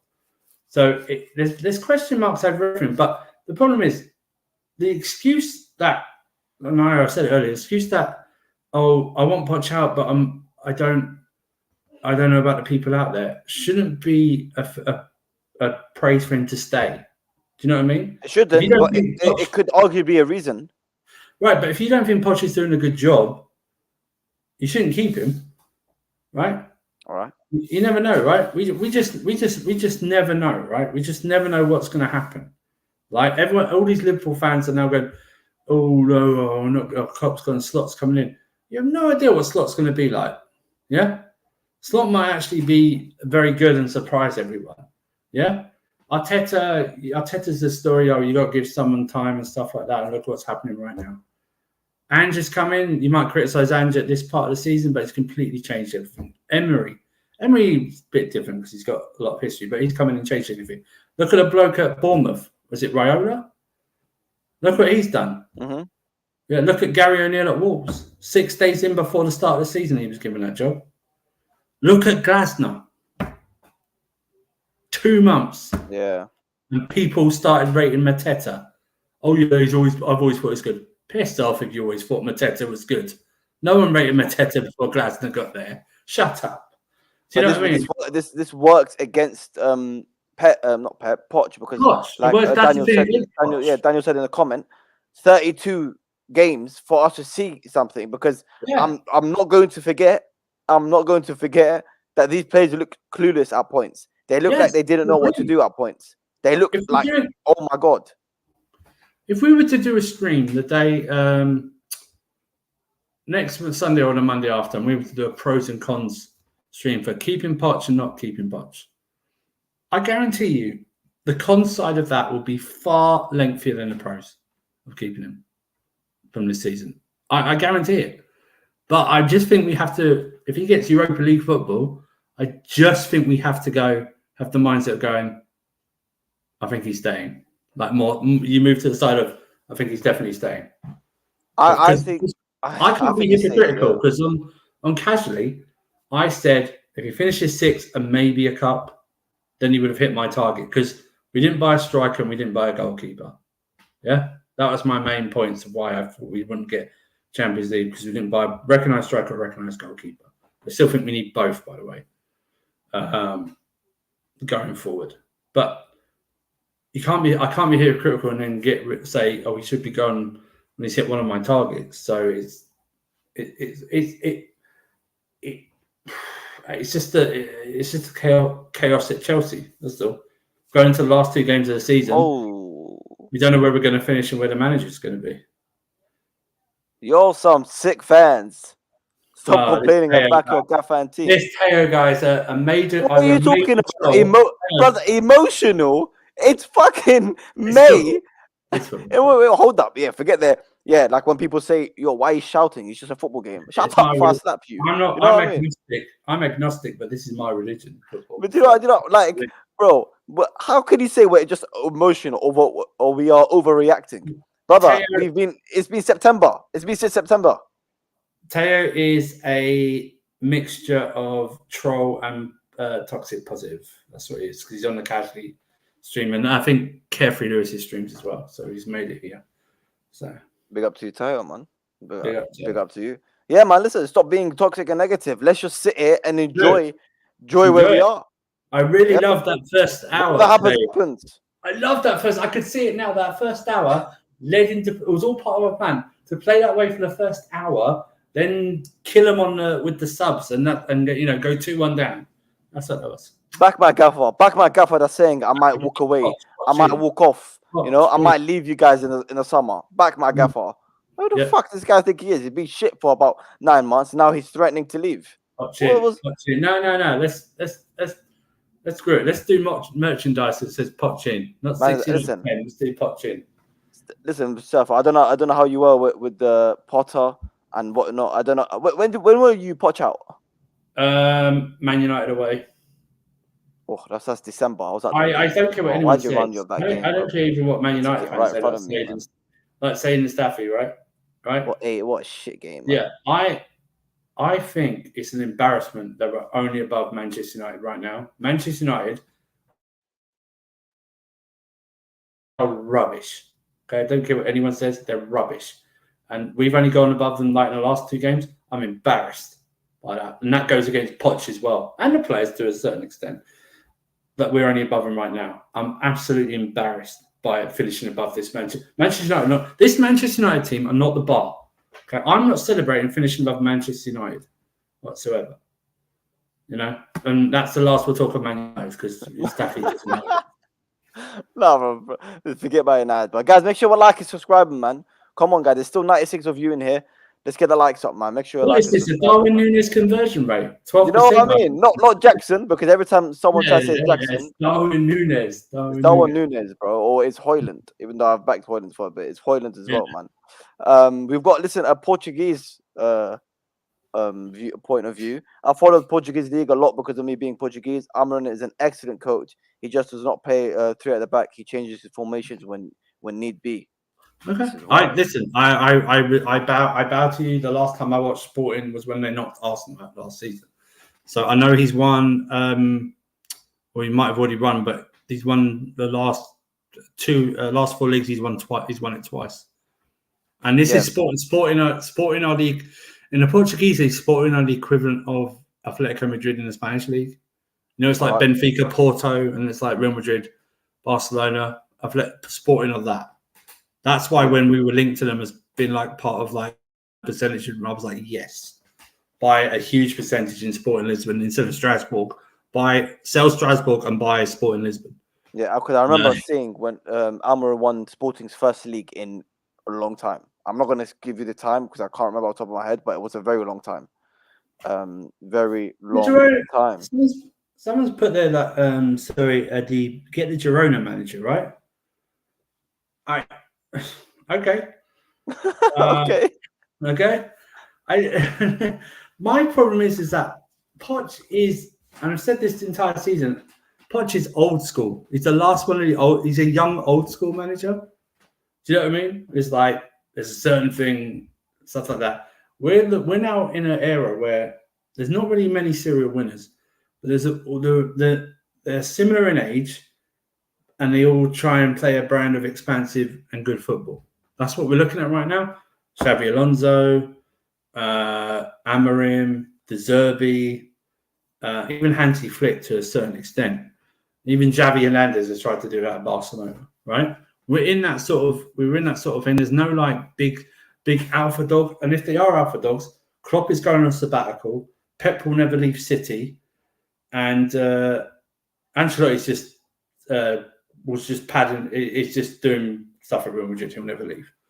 So that and by the way, side note, that's the ultimate worst decision Roman Abramovich ever made at this club was to get rid of Ancelotti. The ultimate worst mistake. Chelsea. Yeah, getting rid of Ancelotti. Didn't he get rid of him after he won the league the year prior? He won a double. He won a only double. He won and only they came double. second when they got sacked. Came second, and everyone forgets Roman Abramovich forced Fernando Torres into this team on Ancelotti. For like He 50 million. broken down Fernando Torres for 50 million. 50 million. Talk about money wasted. Fernando Torres. I know you scored that Barcelona goal and made Gary Neville make noises that shouldn't be heard in commentary. No, did he? But anyway, yeah. So this whole serial winner thing, it doesn't exist in football managers anymore. They just don't exist at the moment. But what I will say is, I think even Staffy. Not serial, but there are winners, but not I think like you got to have a different. Everyone's different because I think Staffy doesn't mind a Graham Potter coming in, right? Or a definitely. He loves Southgate. Staffy, whatever Staffy says, he'll deny it, but he loves Southgate. Okay, Southgate then. Let's add Southgate to it. So he wants a Southgate or a Graham Potter. That's fine. I am not doing these managers anymore. I'm not going to sit and tell you, yes, I want Almiron. I want De Zerbi. Because I don't. Because I want more. I want more winners. Whether they're serial winners or not, I want more. I want more guarantees. I want more winners. Right? This is what I want. This is the route I want to go down. And people say, yeah, but your squad is young. If you're good enough, you're good enough. You know what's that saying? If you're good enough, you're old enough, or something like that. I'm sure that's right. Yeah. So like people say, oh, Tuchel's gonna come in. He's gonna get rid of all your youngsters. Listen, if he gets rid of Madueke because Madueke is not good enough, sorry, Madueke, or the way I like to call him, Madueke. Sorry, mate. Like it's fine. It is what it is. He's a top manager for a reason. He is a top manager for a reason. Yeah. This whole thing about this week. Oh, yeah, but if we go for Elise, what's going to happen to Madueke? I couldn't care less what happens to Madueke. I'll get an Elise. He's a better player. Do you know what I mean? I couldn't care less. Exactly that. I couldn't give a you-know-what. I couldn't care. I honestly, it's going to stop the development of this. I don't care. I really don't care. Whoever's better, get him. Do you know what I mean? Get me Osimhen. Oh, yeah, but what about blah, blah, blah, blah. Don't care. Exactly. Big up to United States of America. Back with my brother Jacob. Yeah, appreciate Jacob. you, brother. Jacob Reid. But we invited Surfer. Big up Surfer, man. Surfer's always showing love, man. He just takes greatness. And congrats on your new Bubba. Yeah, congratulations, man. I am surprised he knows what day. I'm surprised he knows what day or time it is with a newborn. That's all. Big up to you, man. Hope you and the family are well, Jacob, man. I appreciate the support. But you see, look, he doesn't mind Graham Potter. And I'm not going to lie to you. I don't know about you with Graham Potter, but I was like Graham Potter. I've never once said Graham Potter out. Like, it didn't come out my mouth. Because for me, under Graham Potter, the difference between Graham Potter and Pochettino is that I think we were playing okay football under Graham Potter. I don't think we were playing that bad. We were better defensively. We were better defensively. We set up better defensively. Obviously, we missed all those chances. I will say this. The reason I didn't get on much on Potter is because I didn't know what to expect, or I didn't have high expectations of him, which why I'm so against Poch is because I allowed myself to have better expectations of him. And I think that's what most of the fan base had as well. I think we were thinking about, that Spurs Poch, how Spurs played and stuff like that, when we should have been going, what was he doing at PSG? Because at PSG, he made Messi look ordinary. Yeah, he played him in, the urban legend goes that he played him in DM and right wing back in some games. Do you know what I mean? I think it was Messi's lowest GNA ever in a season. Because remember, he doesn't get injured. And it's like, but Potter, I tell you when I turned on Potter, do you remember that? Do you remember he was in a press conference and he, it's before a Southampton game at home, and he said, Yeah, he laughed. I've just come from an emergency meeting in a Yeah. press conference. Yeah. And then what happened the next day? We lost 1-0 at home to Southampton. And that's when I went, nah, you're not cut out for this. But Potter was great. He changed his whole image. He had a fade. He had the turtleneck. That AC Milan game, bro. That AC Milan game in the Champions League. I was at that game, and I obviously I couldn't see from where I was sat, but when I went on Twitter after, I'm like, what is that? Our manager? Yeah. The guy looks sharp. But I warned Staffy. I did warn Staffy a few weeks ago when he was talking about Graham Potter. I'm like, bro, I don't think he's a terrible manager because I honestly think the squad we had at the time was toxic. Ziyech, big up Ziyech, he came out and said it was like we had like 3 squads basically, right? Yeah. On a bunch of experienced players that all wanted to play, that wasn't happy with staying on the bench. Okay, so it was a toxic environment, not what Pochettino walked into. Because compare what Potter walked into Pochettino is night and day. But I don't think he can hack it at that level at Man United or Chelsea. The problem is he went going from Brighton to Chelsea is like going from and only the people in the UK will get this, going from Travelodge to the Bellagio in Las Vegas, right? That's what it is at this moment, and I don't care if any Brighton fans hear that. You can hold that. That's what I'm talking about. His problem is, and I like his confidence, but the problem is it was a step too far, right? He should have gone. Remember, he turned down Spurs twice. Remember that? Remember that rumor? He turned down Spurs. He just turned down Ajax now. Yeah. He should have gone to Spurs. I understand the Ajax. Well, I mean, they're in a mess now, but he's a manager that can transform them. But look at the way the Ajax fans did a couple of months ago when they bulldozed. I think so. Maybe he's not that, but that's what he should have done. He should have gone to that touch. And I don't care what any Spurs. This is what I say. I think Spurs fans will understand if Potter went to them, and at the time at Brighton, the actual what people were thinking about Potter at Brighton, they were bigging him up and stuff like that. That's why I think that he should have gone. Or like maybe even like a West Ham or a Villa or something, or just a very good mid-table team. Yes, a Villa and Newcastle, or a team that's not expected to challenge for a title, right? But improve them or lay the groundwork, and maybe they do win something with that. I think, but this is what I think. Maybe a De Zerbi. That's what I think. That's his levels up, which is another concern to why I say I don't want a De Zerbi or even an Almiron. And if we were to get rid of Poch, get me a Tuchel Flick. I want someone that knows what it's like to be at a big club. Because my concern is De Zerbi Brighton's level? Like Potter was at when he was at Chelsea. He just couldn't hack it. You saw signs of him not being able to hack it, right? And I fear that with De Zerbi. I fear that with an Almiron. Like you say, you go to a club that's not expected to achieve, like he probably did at Sporting. They weren't expected to win the league or any of that.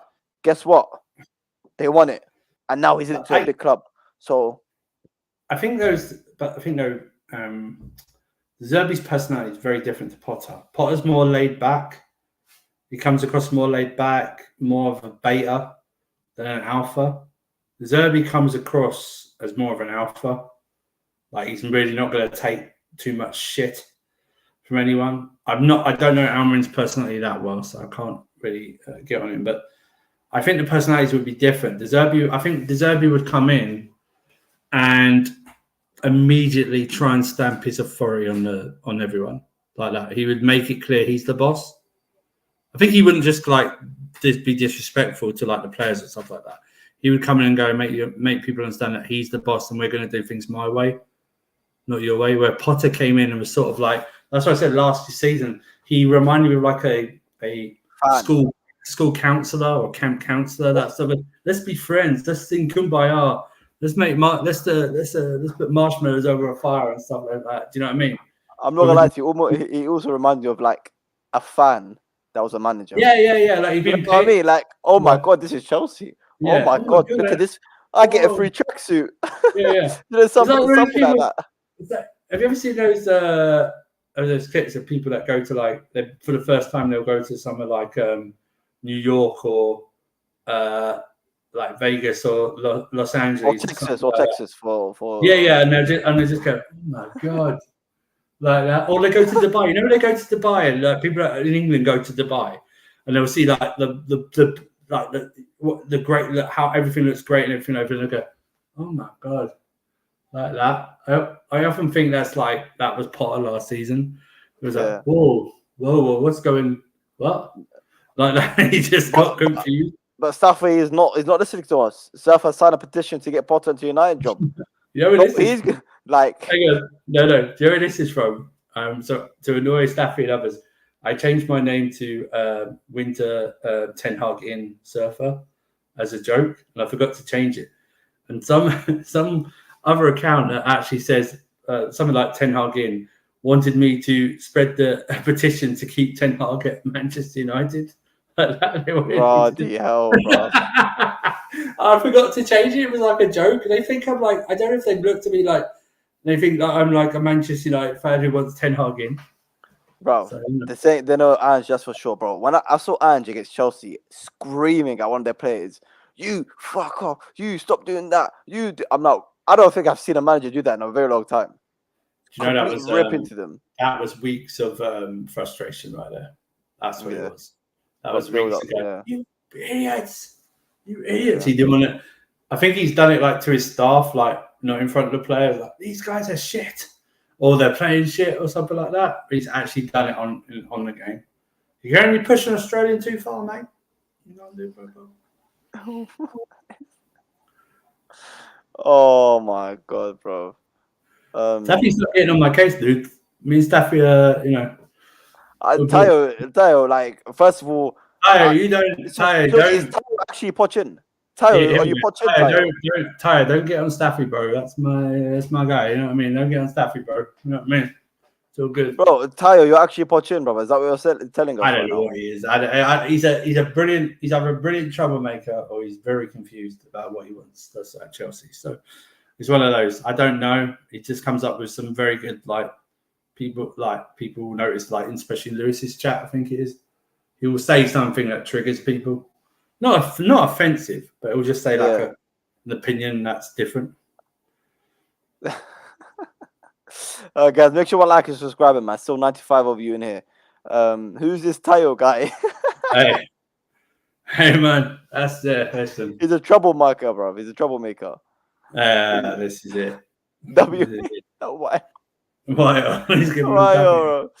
Yo, Tayo's got all quiet now, man. Are you poaching or not, bro? Are you poaching or not? Yeah, you poaching or not? Back your manager or not? Yeah, back poach. What do you call it?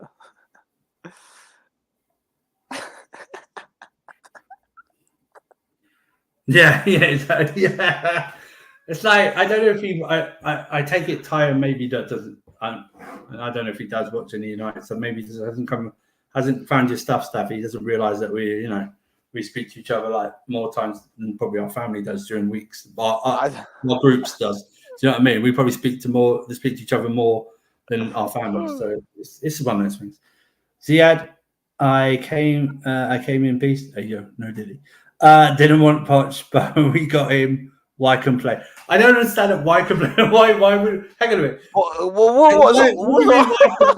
complain? What do you see what I mean? See what I mean? He'll put a comment like that, and it frustrates me. Again, why complain? I don't understand why. So when I want to ask Tayo, when do you complain about Chelsea or the managers? When do you actually do that? What's your breaking point? Who crosses the line? But so it's like it's happened. It's happened. Okay, Staffy, like, I don't know. Yeah, hey, yo, who did he pull? Haram! It's fucking haram. It's fucking haram, bro. Haram! Stuff haram, bro. My boy Elise cooking. Yeah, that's sort of maybe. Yeah, but my United fans are thinking they're getting Elise. Oh my god, bro. Well, I mean, I would listen. I found it laughable this week that some report said we offered like Sterling or something, and I was that's just... Sterling's on over 300k a week. First of all, Palace wouldn't pay him that, and second of all, if we wanted him to go to Palace, we'd actually have to pay up the 2 years left on his contract at 300. Has he not got more? I think he signed 5, right? It was before remember, he signed in the summer of 22, so it was before they did all these long-term contracts. I thought it was 5. His transfer 2027. Yeah, so signing 22, so 5 years. Yeah. Yep. No, Jacob, you ain't getting Elise and Elise, oh come you on. ain't getting. Come on, man. I'm not gonna lie though. Daniel Levy's not spending nearly 130 million pounds on 2 players. First of all, you're probably going to sign Werner permanently, so that's probably going to happen. So that's something taken away. And I don't see. Why do you want him to go to City? It's very interesting because I was just on Mo's channel, and Martin, the City fan, thinks that they're actually going to go to a 3-5-2 system. And if you notice, they don't start with any of their wingers anymore. You notice that? Doku doesn't start, Grealish doesn't start, like that. Yeah, because Grealish and they're playing. Yeah, Foden is probably more they've got a lot of free roam players in that. Yes, and I don't know whether they're gonna go for now. They could change. They could move at least somewhere else. But it's like if they get Paqueta in, that's probably gonna happen. That's going to happen. I think Paqueta's going to happen. They might, who else? They might get like the link to Frimpong from Leverkusen, so that would cover the right side. And like I say, Vardy's turning up clutch from the left-hand side. So that's what they said. I'm not gonna lie to you, Andrew. If we get Elise playing with Palmer in the league, like it's over. Well. It's over, bro. Here we go. Here's my thing. If you get me, and I know this is going to sound ridiculous what I'm going to say, if you get me Elise, Osimhen, Diogo Costa in goal, and you manage to convince me it won't happen. What was I going to say? Matisse. I was going to say Matisse. Dortmund. Maatsen. Maatsen. That was it. I don't want to say Matisse. If you convince Maatsen, say so, and get me another centre back, then that's fine. Then you can buy all the Brazilians you want. I don't care. But I just, that's very, it sounds simple to me, but it's obviously no. We said that you get rid of Madueke, you get rid of Mudryk, you get rid of Sterling, you bring in Elise, you bring in fucking Simmons, you bring in probably Kudus. Xavi Simmons now. We're getting Xavi Simmons now. Xavi Simmons, he's not going to PSG, Andrew. He's not going to PSG. So Mbappe to Spurs is definitely not happening. That's for sure. I mean, you could probably kidnap that. I don't know if you've seen it yet, but I'm sure maybe Staffy's seen it. There's an Egyptian, I don't know what it is, like basically a bunch of Egyptians, and they've got lookalikes of a lot of players. They've got Mbappe, Salah, Alisson. I'm sure Staffy will see it, will know what I'm talking about. But they can kidnap that Mbappe, some B-Tech looking Mbappe, yeah? You can kidnap him, but there's no way in hell you're getting the real Mbappe. Here's the thing, DJ's right. I think Sterling's going to stay because we can't get rid of him in terms of no one's going to pay him that much, and that's fine. I would send Mudryk on loan to Strasbourg for 4 years. That's fine. I would offer Madueke to Palace plus like 45 million, take him like that. But I think this summer they would accept that. Well, the problem is you've got to get Madueke to accept that. That's the problem. That's the whole thing here. Madueke's the one that's got to accept it. I bring Elise in. Like I said, that Angelo might come back from Strasbourg. People like him, might be added to the squad. But if you do that, and then because Palmer could still play on the right, everyone's going to go. We could play at the 10. I think that's where he should be playing. Because everyone forgets you got to try and put Nkuku in this team. Do you know what I mean? And Nkuku could play on the left as well if he wanted. So that's another thing. If we get a striker, Jackson could play on the left. Do you know what I mean? Like not like fully winger, but coming in from the left. Off the left, yeah. So it just works that way. So then you go, oh, actually, we don't need to keep all these wingers like Mudryk and Madueke and all the shit like that. You see, Jacob knows who I'm talking about. Staffy and Jacob knows. It's some B-Tech Mbappe. Yeah? But there you go. That's your club for you. B-Tech Mbappe is better than Werner Kul. I thought Kulusevski was a good player a couple of years ago. Maybe he was, but now he's fell off. Maybe. Yeah, he fell off. Am I cool with the? Yes, I'm fine with the Conference League. Yes. Really? yes, I tell you why. This club needs to be in some type of European competition, and these players need more games as well. They need more experience. Some of these need more games, and we need more games. This club needs to be in some of the European competition also for sponsorships as well. Do you know what I mean? It needs to happen. I prefer Europa League. Yeah, it's a high competition. Plus, you get into the Champions League if you win it. So, but I don't mind European Conference League. Do you think Elise is this kind of player where we literally cannot miss out on him? We can't let him go to a Man United. That's what I'm saying. But like now, he's still performed even though after a long injury. Yes. Is it a case of we cannot let him go to another club? I see that in the terms of maybe like a Simmons almost as well. Like, can you let but at the same time, there's players like that all over the world. Xavi Simmons, I don't think of. He's a good player, but I just don't. Elise for me is a special player. I'm sure Xavi Simmons will be, but Elise, I mean, I know he's been injured part of the season, but he might be injured even more given our record of injuries and stuff like that. But I just think if there's a chance that he goes, I'll come to you. I think you got to take it, even if you haven't sold Madueke or Mudryk or Sterling yet. You got to take him. You just got to take him. We'll do it right now. I said it. Remember, I don't know if you saw it. I tweeted out after Palace thumped Man United 4-0, and I went, if I own Chelsea, I'd literally go to the Palace owners. Here's 200 million for Eze, Elise, Wharton, Mitchell, and I'll take your manager as well. Slap it down. Holy shit! What? Because the rumor is that they value Elise and Eze at both 60 million each. Yeah. Okay, Eze's too far, bruv. No. I'm just saying. What I'm saying is the whole thing. That's fine. Eze is very good. Wharton, very good, very underrated. We were linked to him, so we didn't get him. Yeah. And Mitchell, very good left back, very good. Better than Chilwell. No problem. He's a Chelsea fan as well. He's a Chelsea fan as well. I don't care about this fan. It really doesn't matter. Sancho's a Chelsea fan, apparently. Went to United. But, Michael Owen's a Liverpool fan. He went to Man United. It's all this shit. But I would do that. I would have done that. I would have done that. I would have done. Do you know what I love, Adri? I love how we're sitting there talking about a Simmons or an Elise or Kudus, and you've got Jacob just shitting on Wow, Eredivisie benchwarm at best. Kulu is a Swedish massage parlor, good once, but you'll never find love. Oh my god, bro! But this one, Elise and Kudus, Palmer, not a good combo. There are too many similarities.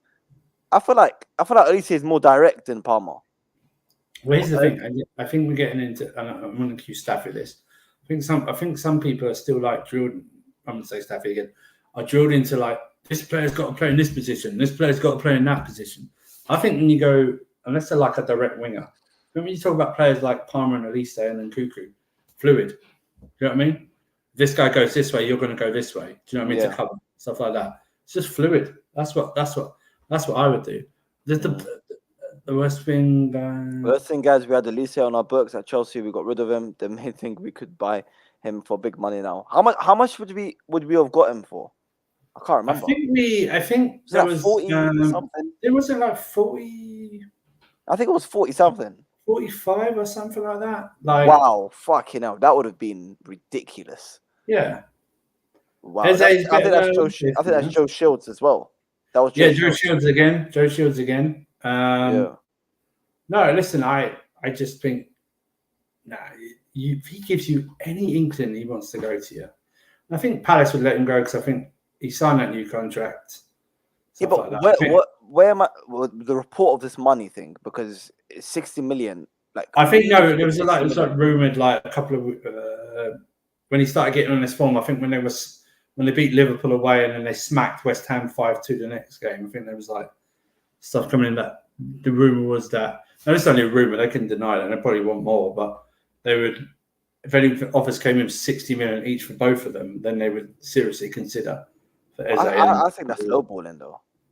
That's right. You get more than 60 million for Elise. And that's what I get. And like when I was on the stream, was it on this stream about Kudus and Elise on this channel? Yeah. With Prime? And so, we shouldn't get both. Yeah. I said, why you limit yourself? Exactly. Why do you limit yourself? Exactly, Safi. We want all of them. Yourself, yeah. We want all of them. Imagine City going, nah, I don't think we should get Mahrez and Silva, Grealish. Nah, man. Stuff like that. I for that much. Yeah, okay. And stuff like that. No. The point down. Hide the money, y'all. There's poor people around. With your broke ass. Listen, bro. If you got it, you splash it. End of the day, Look at tires put there. Chelsea make another mistake. God. Yeah, he's trolling. He's trolling. He needs to trolling. smile emoji. Because he just said who doesn't put a smile emoji because he leaves you guessing. Who's your Gallagher replacement? What? We already have it. We have what? What type of question is that? Gallagher replacement. Replacing Gallagher for what? What? Gallagher replacement? Go away, man. Bro, like, we got enough 10s. Don't worry about that, man. Or 8s, whatever you want to call it. But talking about 8s, you see Caicedo's passing today. Bloody hell. Pass for the winning setup for Reece for the winning that goal. One, and the one where Palmer, that missed shot from Palmer. Fucking hell. Yes. I didn't even see him look at Palmer making the run. He just looked up once and then. If you look at the reverse of the replay, I think he gives like the eyes like that. Yeah.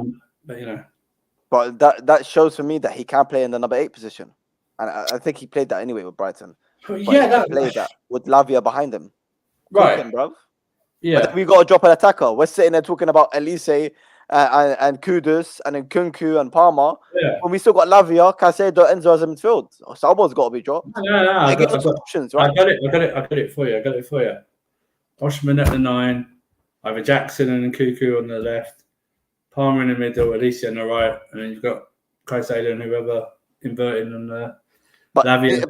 But Andrew, this is when I say a Tuchel or a Flick, and I get answers. Well, the players are not ready for him. He won't use these players. No, I'm that's why. telling you, players like Nkunku, Palmer, Enzo, Caicedo, Lavia, probably most likely Osherman. We think hopefully we might get in a say we bring in a Elise. You know, I'm sorry, a Badishili, you can't tell me shit player. Colwell, Fofana, hopefully next season is better season. Gusto, Reece James.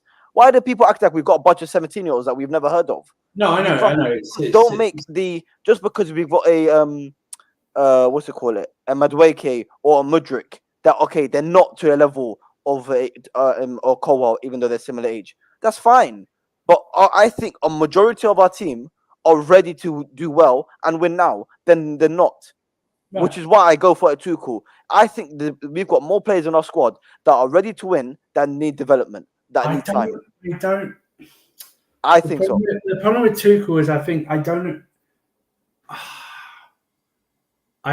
Tuchel is now a majority of the team ready to win now. I don't think the majority of our team are ready to win now because they lack the experience.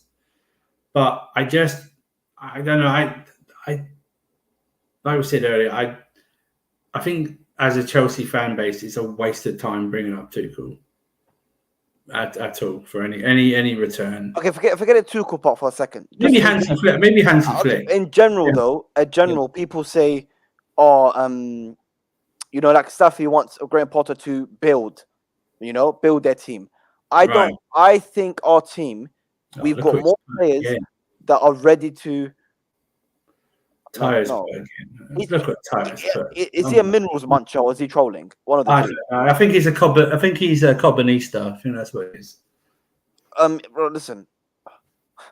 What was I going to say? This guy title. Tuchel, the manager, the players. I just think we've got there's more players in our squad that are ready for challenge for top 4 consistently and win the FA Cups, Carabao Cups, and with a manager like Tuchel, God knows what you can do in the Champions League. Then there is challenging. Developing them. You know what I mean? Mm-hmm. Because Daniel that always says on Lewis's channel, if Madueke doesn't perform now, Tuchel's going to get rid of him. If a player is not ready now, he's going to get rid of him. How many of those players are on the squad? Mudryk, I'll give you 100%. Madueke, you could argue. Right now, recent form, and even don't underestimate what he did in the start of the season, coming off the bench, cup competitions. Even though he wasn't playing, when he did play, he was performing. So the only one guaranteed is Mudryk. Where if Mudryk doesn't perform, when Tuchel comes in, he's gone. He ain't gonna be looked at. But I think Badiashile, Colwell, even Cucurella, Gusto, Reece James, Lavia, Enzo, Caicedo, Palmer and Kunku, Osherman, that I think is almost guaranteed to come in. If we get an Elise or Kudus, you're telling me this team needs developing, not ready for top 4, not ready to win the cup competitions, with a manager like Tuchel could go far in the Champions League. I'm sorry, no. I disagree. No.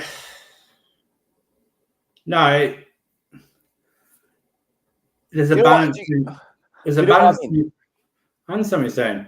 There's a balance to be made about bringing in experience and no experience. My thing is this.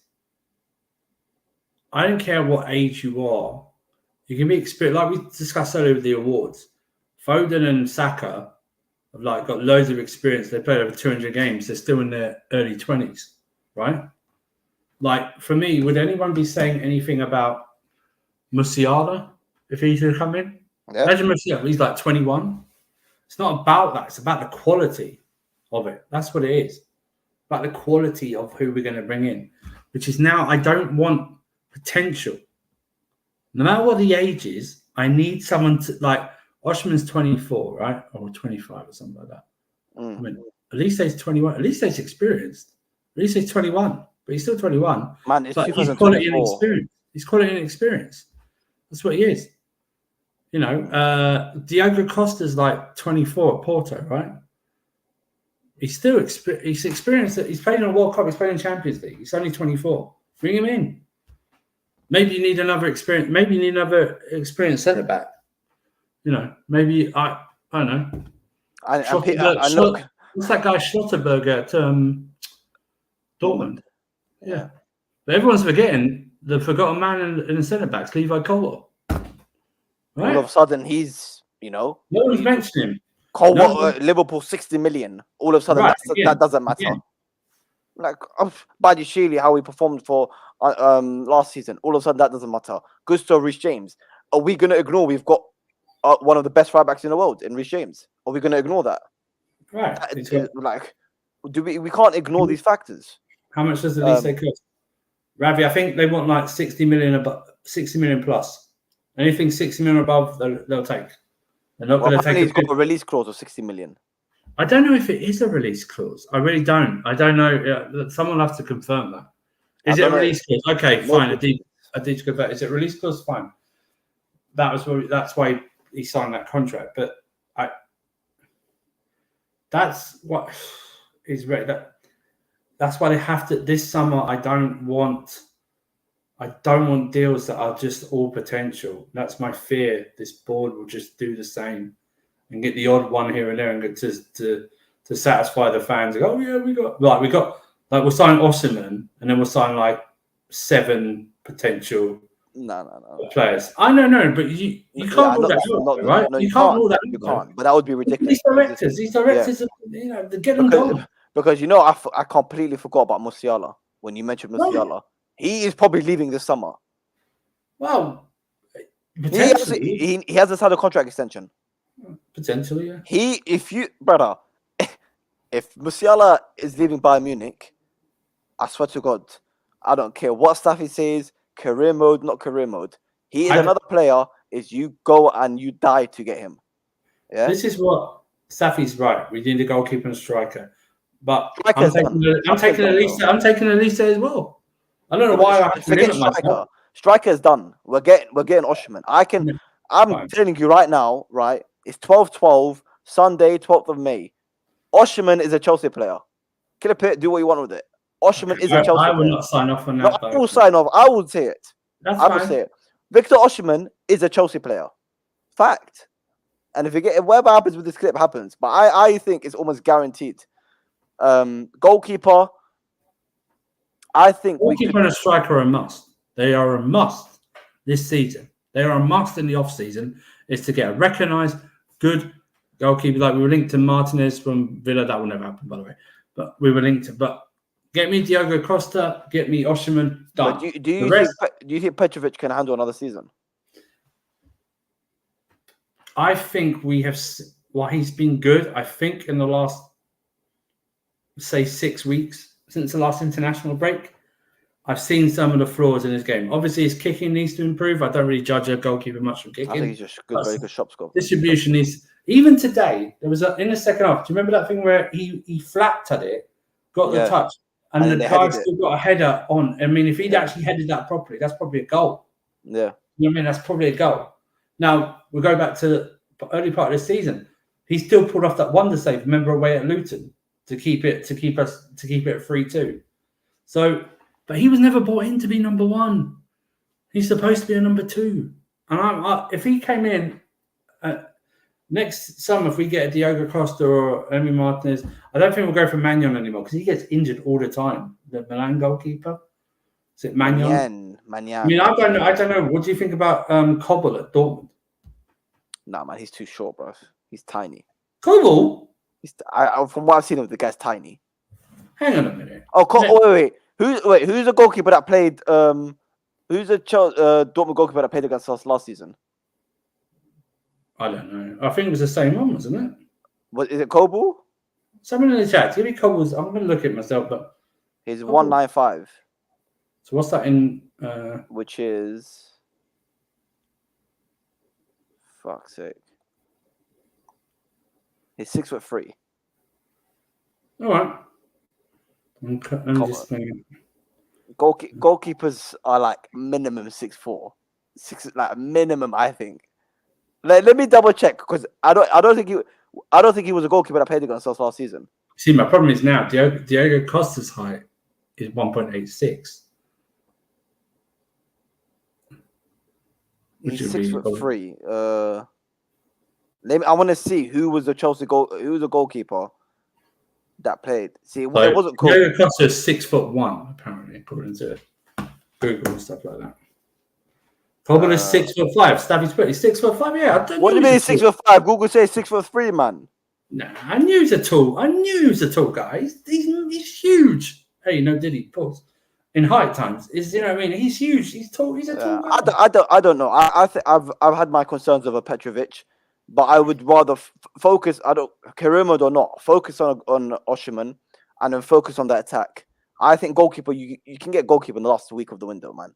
Last 2 weeks of the window. Do you know what I mean? It was not hard. Come on, it's not hard to convince a goalkeeper to come to Chelsea, man. Kobel will be like, yeah, no. 80 grand a week. Listen. I want our signings done well before, even during the Euros. I want them done. Do you know what I mean? Yeah, but a goalkeeper is like no. This is where you and I will fall out. A goalkeeper and a striker are the two most important positions on the pitch. Okay, they're the spine. They're the head. They're the tips of the spine. Okay, there is no winning team in football history that had an average goalkeeper. None. And I'm really surprised that some Chelsea fans don't get that. We were so lucky between the years of like 96 to 2018. You know how lucky we were with goalkeepers.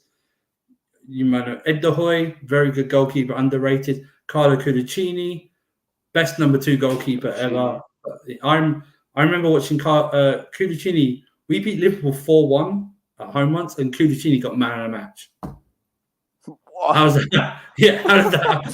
He got man of the match. And then we had Cech, best goalkeeper in Premier League. Yeah. Okay, I rate Schmeichel a lot, but for me, he's the best goalkeeper. And then we had Courtois, whatever you think of him, very good goalkeeper. And then we went to frigging Kepa. Even Kepa's... No, Mendy, man. Forget Kepa. Mendy for a year, fine. We don't count Kepa, man. He's never even hit the heights of Mendy. Kepa's tiny, bruv. Kepa's tiny. He never hit the heights of Mendy, and Mendy fell off a cliff. And then we're like suffering with like Sanchez, and I mean, we're look at the teams with better goalkeepers. You know, I know there's only a few right now. The goalkeeper division's really like... That's why I would get like a Costa and just have him. If we get Costa, what I hope, that would be then he could be like, I'm not saying play like him, but in terms of being there for a while, like a Neuer. You know, Neuer's been at Bayern for like 13 years.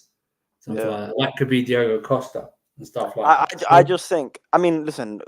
I think it's a position where even when Stanley can even they can get the deal over the line. They can't even bottle that if you want to go get a Kobo or something. But in terms of, I think early transfer window, you're gonna have clubs going straight in for Elise.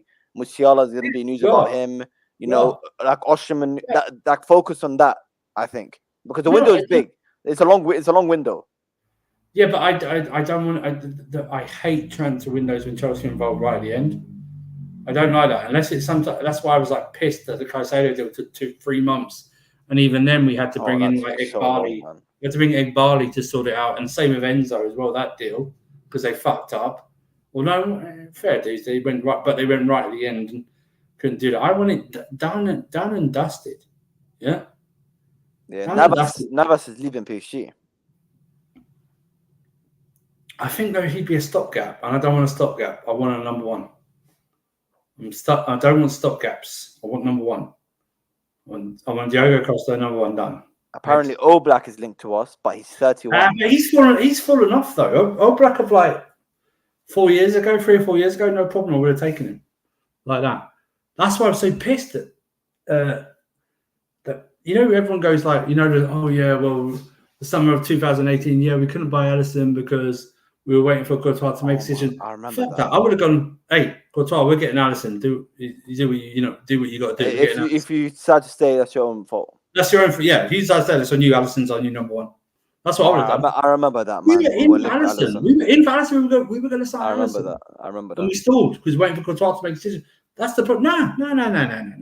You don't make a decision. We do. He's on number one. You still want to go to Madrid, then work out a deal. Tell them you're going to cost them, we'll sell you. But no. £72 million on Kepa. This is an interesting name. That's interesting. Yeah, that is interesting. I think he's just signed a new contract at Real Madrid. He has. He's the reason Kepa's not playing at Madrid. He has signed a new contract. Yeah. Yeah. I think it's interesting. It's not very long though. No, but Courtois is coming back, isn't he? Or Courtois apparently he's going to play the final. So. Oh, that's mad. I'm sorry. I would listen. That is a bit harsh. That's mad. I would have put. I think Lunen's earned that. I think Lunen's earned that spot to play in the final. You're playing Dortmund, right? You're playing Dortmund. And then he makes a mistake. It was about why didn't you? I mean, I do like that in the fact that there's no sentiment. It's what we used to do in the cup competitions. We play like the second goalkeeper up until like maybe the quarterfinals, and then we just drop check in like that. Do you think we should have ever got rid of Mendy? Mendy, yeah. I was watching a bit of Tuchel's season, the season after we won the Champions League. That guy was mad, bro. Mendy was crazy. I would say this: I didn't think Mendy was ever going to turn it around. I just don't think that. My problem is that we bought Sanchez. That's my problem. Like when we bought Sanchez, do you remember what one of the quotes said about him? That after we bought him, he's been bought to compete with Kepa. Nice one. Oh yes. I do remember that. If that's quoted about me, I'd ask for a transfer right away. There's no way. I remember that. Compete with Kepa? Are you joking? I do remember that.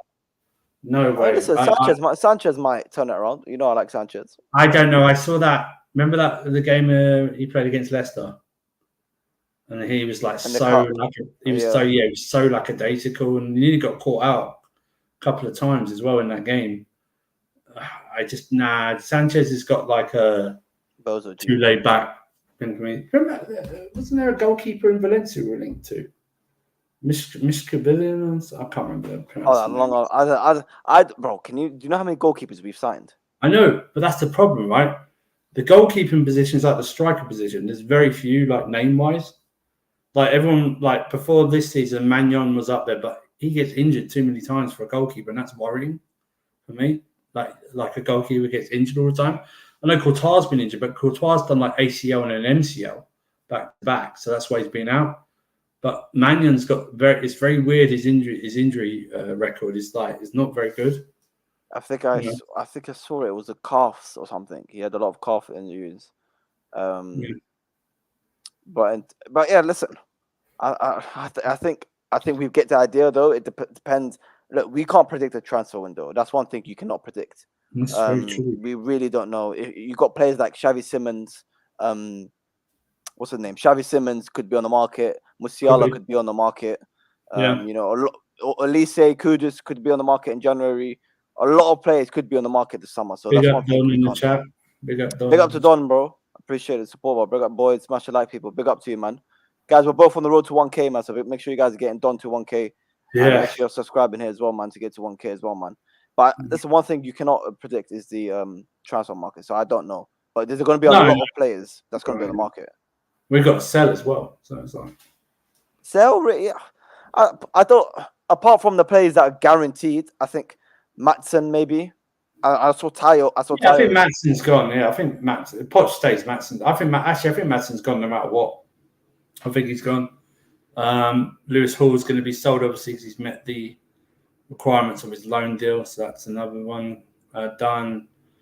Trying to sell Lukaku, which I hope they try and do that for the Osimhen deal. But I don't know.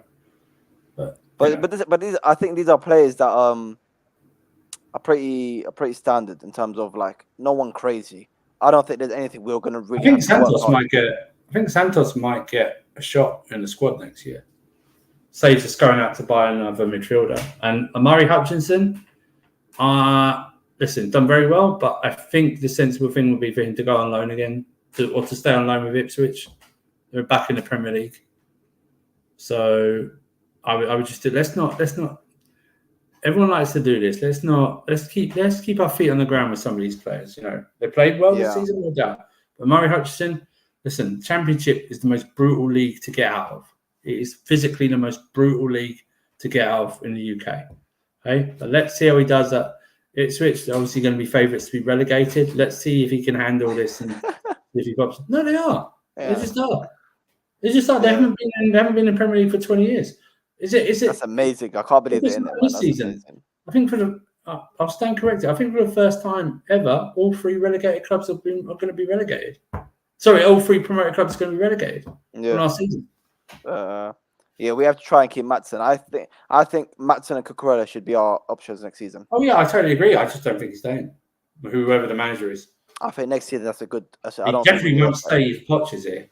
I'll tell you right now, he won't stay if Poch is here. Even after Poch seeing what he's doing at Dortmund. Poch never played him in his position. I remember playing him in the attack, and everyone was Maatsen, he played everywhere apart from left. I think he played left back a couple of times. Matsen's never injured as well while he's here. So none of this injury excuse. So I mean, he was always available to play. He played right wing back once. Do you know what I mean? He played right wing back. Remember that? Played right wing back. Ridiculous. Bring him to the lane. No. Yeah, 80 million. No problem. You take Gallagher. Fine. Take. Oh wait, Gallagher. what? I thought you were talking about Maatsen. No. Gallagher, no problem, Habibi. No problem. Take him, man. It's all no good. Problem. No problem. And that answers. Doesn't get fracked. It's all good, man. I don't know if he's being serious. I think it might be. Listen, I'll make this simple.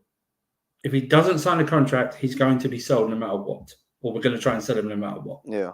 If he's not going to sign a new contract, that is just plain and simple. No matter what. Yeah. Clinton, Maatsen's low-key overrated. Doesn't cross ever like prime Chilwell. But Chilwell was actually a good player in his prime. It was a good player. That season, even the second season under Tuchel, or the first full season under Tuchel, and that Champions League winning season, I think it was a good player. But Maatsen being overrated, I mean, no, I don't think everyone rates him apart from Chelsea fans. There's a term I've never thought I'd hear anyone say, and that's prime Chilwell. Prime Chilwell, man. Prime Chilwell, man. Prime Chilwell was that one season? Wasn't even one season. I think it was it was the bulk of 2021, wasn't it? It was like when Tuchel came in, and I actually said at the time, Chilwell was the poster boy for Tuchel's coaching. He was playing so well at left wing back, and then he got injured. He got injured in the Champions League game. I don't think he done his ACL against Juventus. Yeah, it didn't. Yeah, Yeah. I remember that game. I was And that was watching in him, and I just saw him. December, is it screaming. November, December, something like that. He got It would have banned. been November. Right. So we're not even. We're talking across 2 seasons, but in the same year. That's what we're talking about. That's prime. That's prime Chilwell, whatever that term is. Whatever that term is exactly, man. Yeah, I know, right? Yeah, you should change that, bro. You should definitely change that, bro. That's Ravi is saying, question for both. Who do you see as a good backups at Chelsea? Backups to what? Ravi, backups to what, brother? Guys, any questions before we do wrap up? Any questions in the chat? There's still 73 of you in here, man. Make sure you're liking, make sure you're subscribing, man. Show some love to the channel. What do you call it? What the hell is that all about? Make sure you like and subscribe. Well, I don't get it. I don't get it. Back up to where? Back up to where, man? While I edit this, because no one knows what this guy's in here. Of course, we've got Casualty's link in the description as well. Make sure to give them a subscribe. Prime Chilwell was a beast before his injury. OG fans never forget. Yeah, bro. Yeah, no, bro. Would you not take him back for 10.5 million? No. Nope. No. I wouldn't take him back for 0.5. I wouldn't take him back for anything. Nope. Bro, that he got injured again, apparently. Got injured again. He's been injured again. He's injured again. He's injured again. What an idiot, man, honestly. What was I gonna say? Man? Yeah, man, guys, make sure you like and subscribe and 86 likes. Let's get those likes up, man. Let's get the likes up. Definitely reach 100. Definitely reach 100 likes. We need to get up to 100 likes, man. And how many subscribers, man? How many subscribers? We're on the road to 1K, man. Make sure you're subscribing. There's still a lot of you in here that are watching that are not subscribed, man. Is the squad's back 3 ready? I thought this formation would be amazing. I said that earlier. I think we've got also a reason to bring Tuchel back. I do think we've got a squad for a back 3. My one would be a Cucurella maybe left wing back, or whatever, Maatsen left wing back, Chilwell left centre back, Fofana middle centre back, Reece James right centre back, Gusto right wing back. I think that's an amazing defense. And you've still got if we keep Chalobah on the bench, Badiashile on the bench, Cucurella on the bench, you know, and we might sign another centre back anyway because Thiago Silva's leaving. That's what I think. I think the back 5 is ready for, or back 3, whatever. Midfield, you're saying Enzo, Caicedo, whatever way you want to play it. Palmer maybe in the 8, whichever way you want to play it. Just good backups in general. I think we've got a good squad. I've been saying it for a while. I think we've got a good squad. Like we mentioned earlier, all these players that we have right now and the players that we want to sign, it's going to add to a very good squad. So, like I said, I've been saying all season, I think people have been underestimating our squad, and underestimating how good our squad is. So, yeah, man. Yeah, I agree. I think they are. Listen, so there's some stuff that needs to be improved on. That's of any like young players and stuff like that. But you know, put a structure around them. We've seen at different stages of this season, or a game plan that they're able to do. It's just that they've not been told to do it or trained to do it consistently. And that's why we've seen inconsistent results throughout the entire season. Like even today. Didn't do what we've done in the 2.5 games. Okay, changed it up and we won. That for me, that's fine. I'll paper over the cracks of the performance because we need to just get the 3 points. But again, there's no consistency whatsoever. So, you know. Yeah, indeed. Is the squad good enough to win a trophy? I mean, we got to, cup. Yeah, it's good enough to win. It's good enough to win a. Should have won. No, I'm sorry. Should have won the League Cup. Yeah. Don't care what anyone says. Should have won it. I think we should have beat City in the semi-final. Yeah, we should have won that Carabao Cup. We should have won that Carabao Cup. Bear in mind all the chances, and we should be in the final FA Cup right now. Yeah, let me say this right now. Poch finishes 6th and won either the cup or both. There's no argument that he stays. No matter what you thought about performances in the league. Yeah, especially not for an Amarin or a... Yeah, exactly. Well, it doesn't matter. It doesn't matter, right? If this position happened that he finished 6th and won a cup or both cups, he would have won either 50% or 100% of the trophies he could win the season. Because don't care what anyone said, you can be the most biased Chelsea fan, whatever. If you expect this squad to win the league, then you're out of your goddamn mind at the start of the season without a recognised striker and recognised goalkeeper. So that's Poch. Poch wasn't a coward in that extra time against Liverpool. Even if he just walks out of the League Cup, and finishes sixth, then for me, there's no argument that he stays. Yeah, man. He didn't. No, I don't think we can break the curse, brother. I've got a curse myself. I've been to Wembley 4 times and I've never seen us win there. No, listen. It will break. It will break.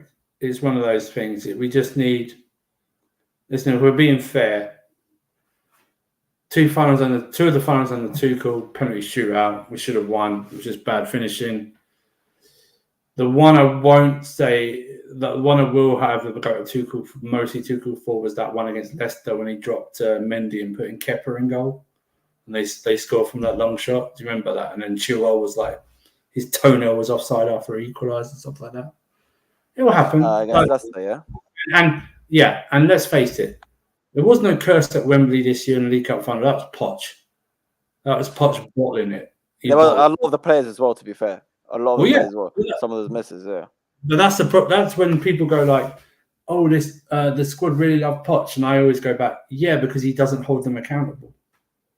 Like today, he will say nothing, and I don't even know if I recognise it. There'll be nothing said to any of these players about that first 60 minutes because we scored a goal, so we'll take that way. But the general play, they won't say anything. It will all be about the last 15 minutes. Reece coming on, stuff like that. You know, he's got an assist in 2.5 minutes. Jackson scoring, Sterling scoring. It all worked out well. But nothing will be said about the previous 60 minutes. Yeah, and I'm fine with that at this stage of the season because we need the points. I'm fine with that. But that's the thing. He won't hold them accountable. Yeah. Even stuff like that. And no one's going to step up and go, yeah, we need to do this because they like this guy because he doesn't hold them accountable enough. Like I said earlier, individual brilliance won us the game today, I think. Oh, definitely. It was individual. He made the subs, no problem. I don't know. I saw, sorry, Andrew, but earlier people saying give him credit, he made the subs. Well, all right, mate. I was like, I'm sorry, those subs were not. If you didn't bring on the subs, you would have been ridiculed for it. So right, it's exactly. not, we're struggling like that, and you got Gallagher running into players who are falling over, and you've got Nkunku sitting behind you. Yeah. No, I agree. Big up to Joey, man. Big up Joey. And then finally, Mr. DJ Sav saying, I just don't trust our owners to bring in an excellent manager if they sack Poch. 100% agree. I'm saying this now. If Poch gets this bullet in the summer, De Zerbi will come in. And this is where I agree. Yeah, I understand. Yeah, I understand. It's not even the owners. It's if we keep the same directors, they're the ones picking the as they should do in that position. But unfortunately, they're the ones who pick Poch, so I don't trust them. They're 2 months of vetting Poch as well. It wasn't like, oh damn, we've lost out on this one. Let's sign Poch, and it was done in a week. It was 2 months. I mean, these are the guys who turned down whatever you think about them, Nagelsmann, Enrique, because they didn't give the answers they were looking for. And Poch did a masterful job in that interview. He got the job. He did what everyone does in an interview. He lies for about 95% of it just to get the role. Yeah, man. Anyway, guys, we are going to wrap up here, man. I appreciate Andrew for the support. Appreciate Andrew coming through. It's been an amazing conversation. A little bit talk of the game. A little bit of future of Chelsea, transfers, managers, and whatnot. I appreciate everyone's support. On to Brighton. Wednesday. Well, a lot of games coming up, though. A lot of games. Tomorrow, Arsenal. It's a game every day for the next 4 days.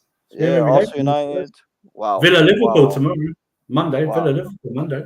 And then Tuesday, Tottenham City or something. Yeah, Tottenham City. And then Wednesday, over in the UK, they're doing the showing United versus Newcastle. Obviously, we're playing I think we kick off at 7:45 and they kick off at 8. So and then that's it. It's ramping up for the last day of the season.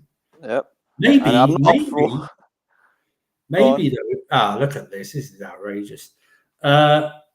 Maybe though, if Arsenal drop any points tomorrow and City win, that last day of the season is actually just going to be dull and boring. Nothing's going to happen. I don't care. I don't care. Yeah, I Because don't you think I can sit there on the last game of the I season? know, yeah. I'll I know. fucking have a panic attack. I'm like, No I chance. can't believe that some people like don't want Arsenal to win, but still go, yeah, but I want them to lose on the last day of the season. So why would you want Fuck them to that, stand bro. any chance to win anything? No. You want them cut off like now. I get it. They're gonna get excited. Maybe like a City Gundogan, but like I'm gonna be on the floor. Like I could not even be able to breathe. So I get all that, man. I get all that. But I appreciate all the support, guys, man. We hit over 800 subscribers on this stream, man. So I appreciate all the support. Make sure you guys are getting the likes up. We got Casualty's link in the description. So make sure you guys subscribe, and we're gonna send you guys over to Casualty as well. I can't redirect yet, but I'm gonna put their link in the comments now. So that's their link. They're literally live right now. So make sure you copy link, go over there, type in Ziad Raid, or even type it in for you. I cannot redirect yet. Hopefully very soon.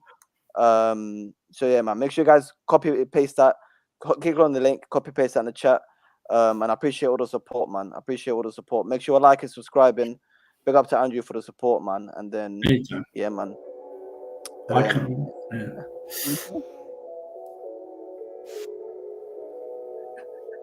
Appreciate it, brother. Take care, everyone, man. Like and subscribe on your way out, man. Like and subscribe on your way out. I can't find the fucking banner. Bye bye. Okay.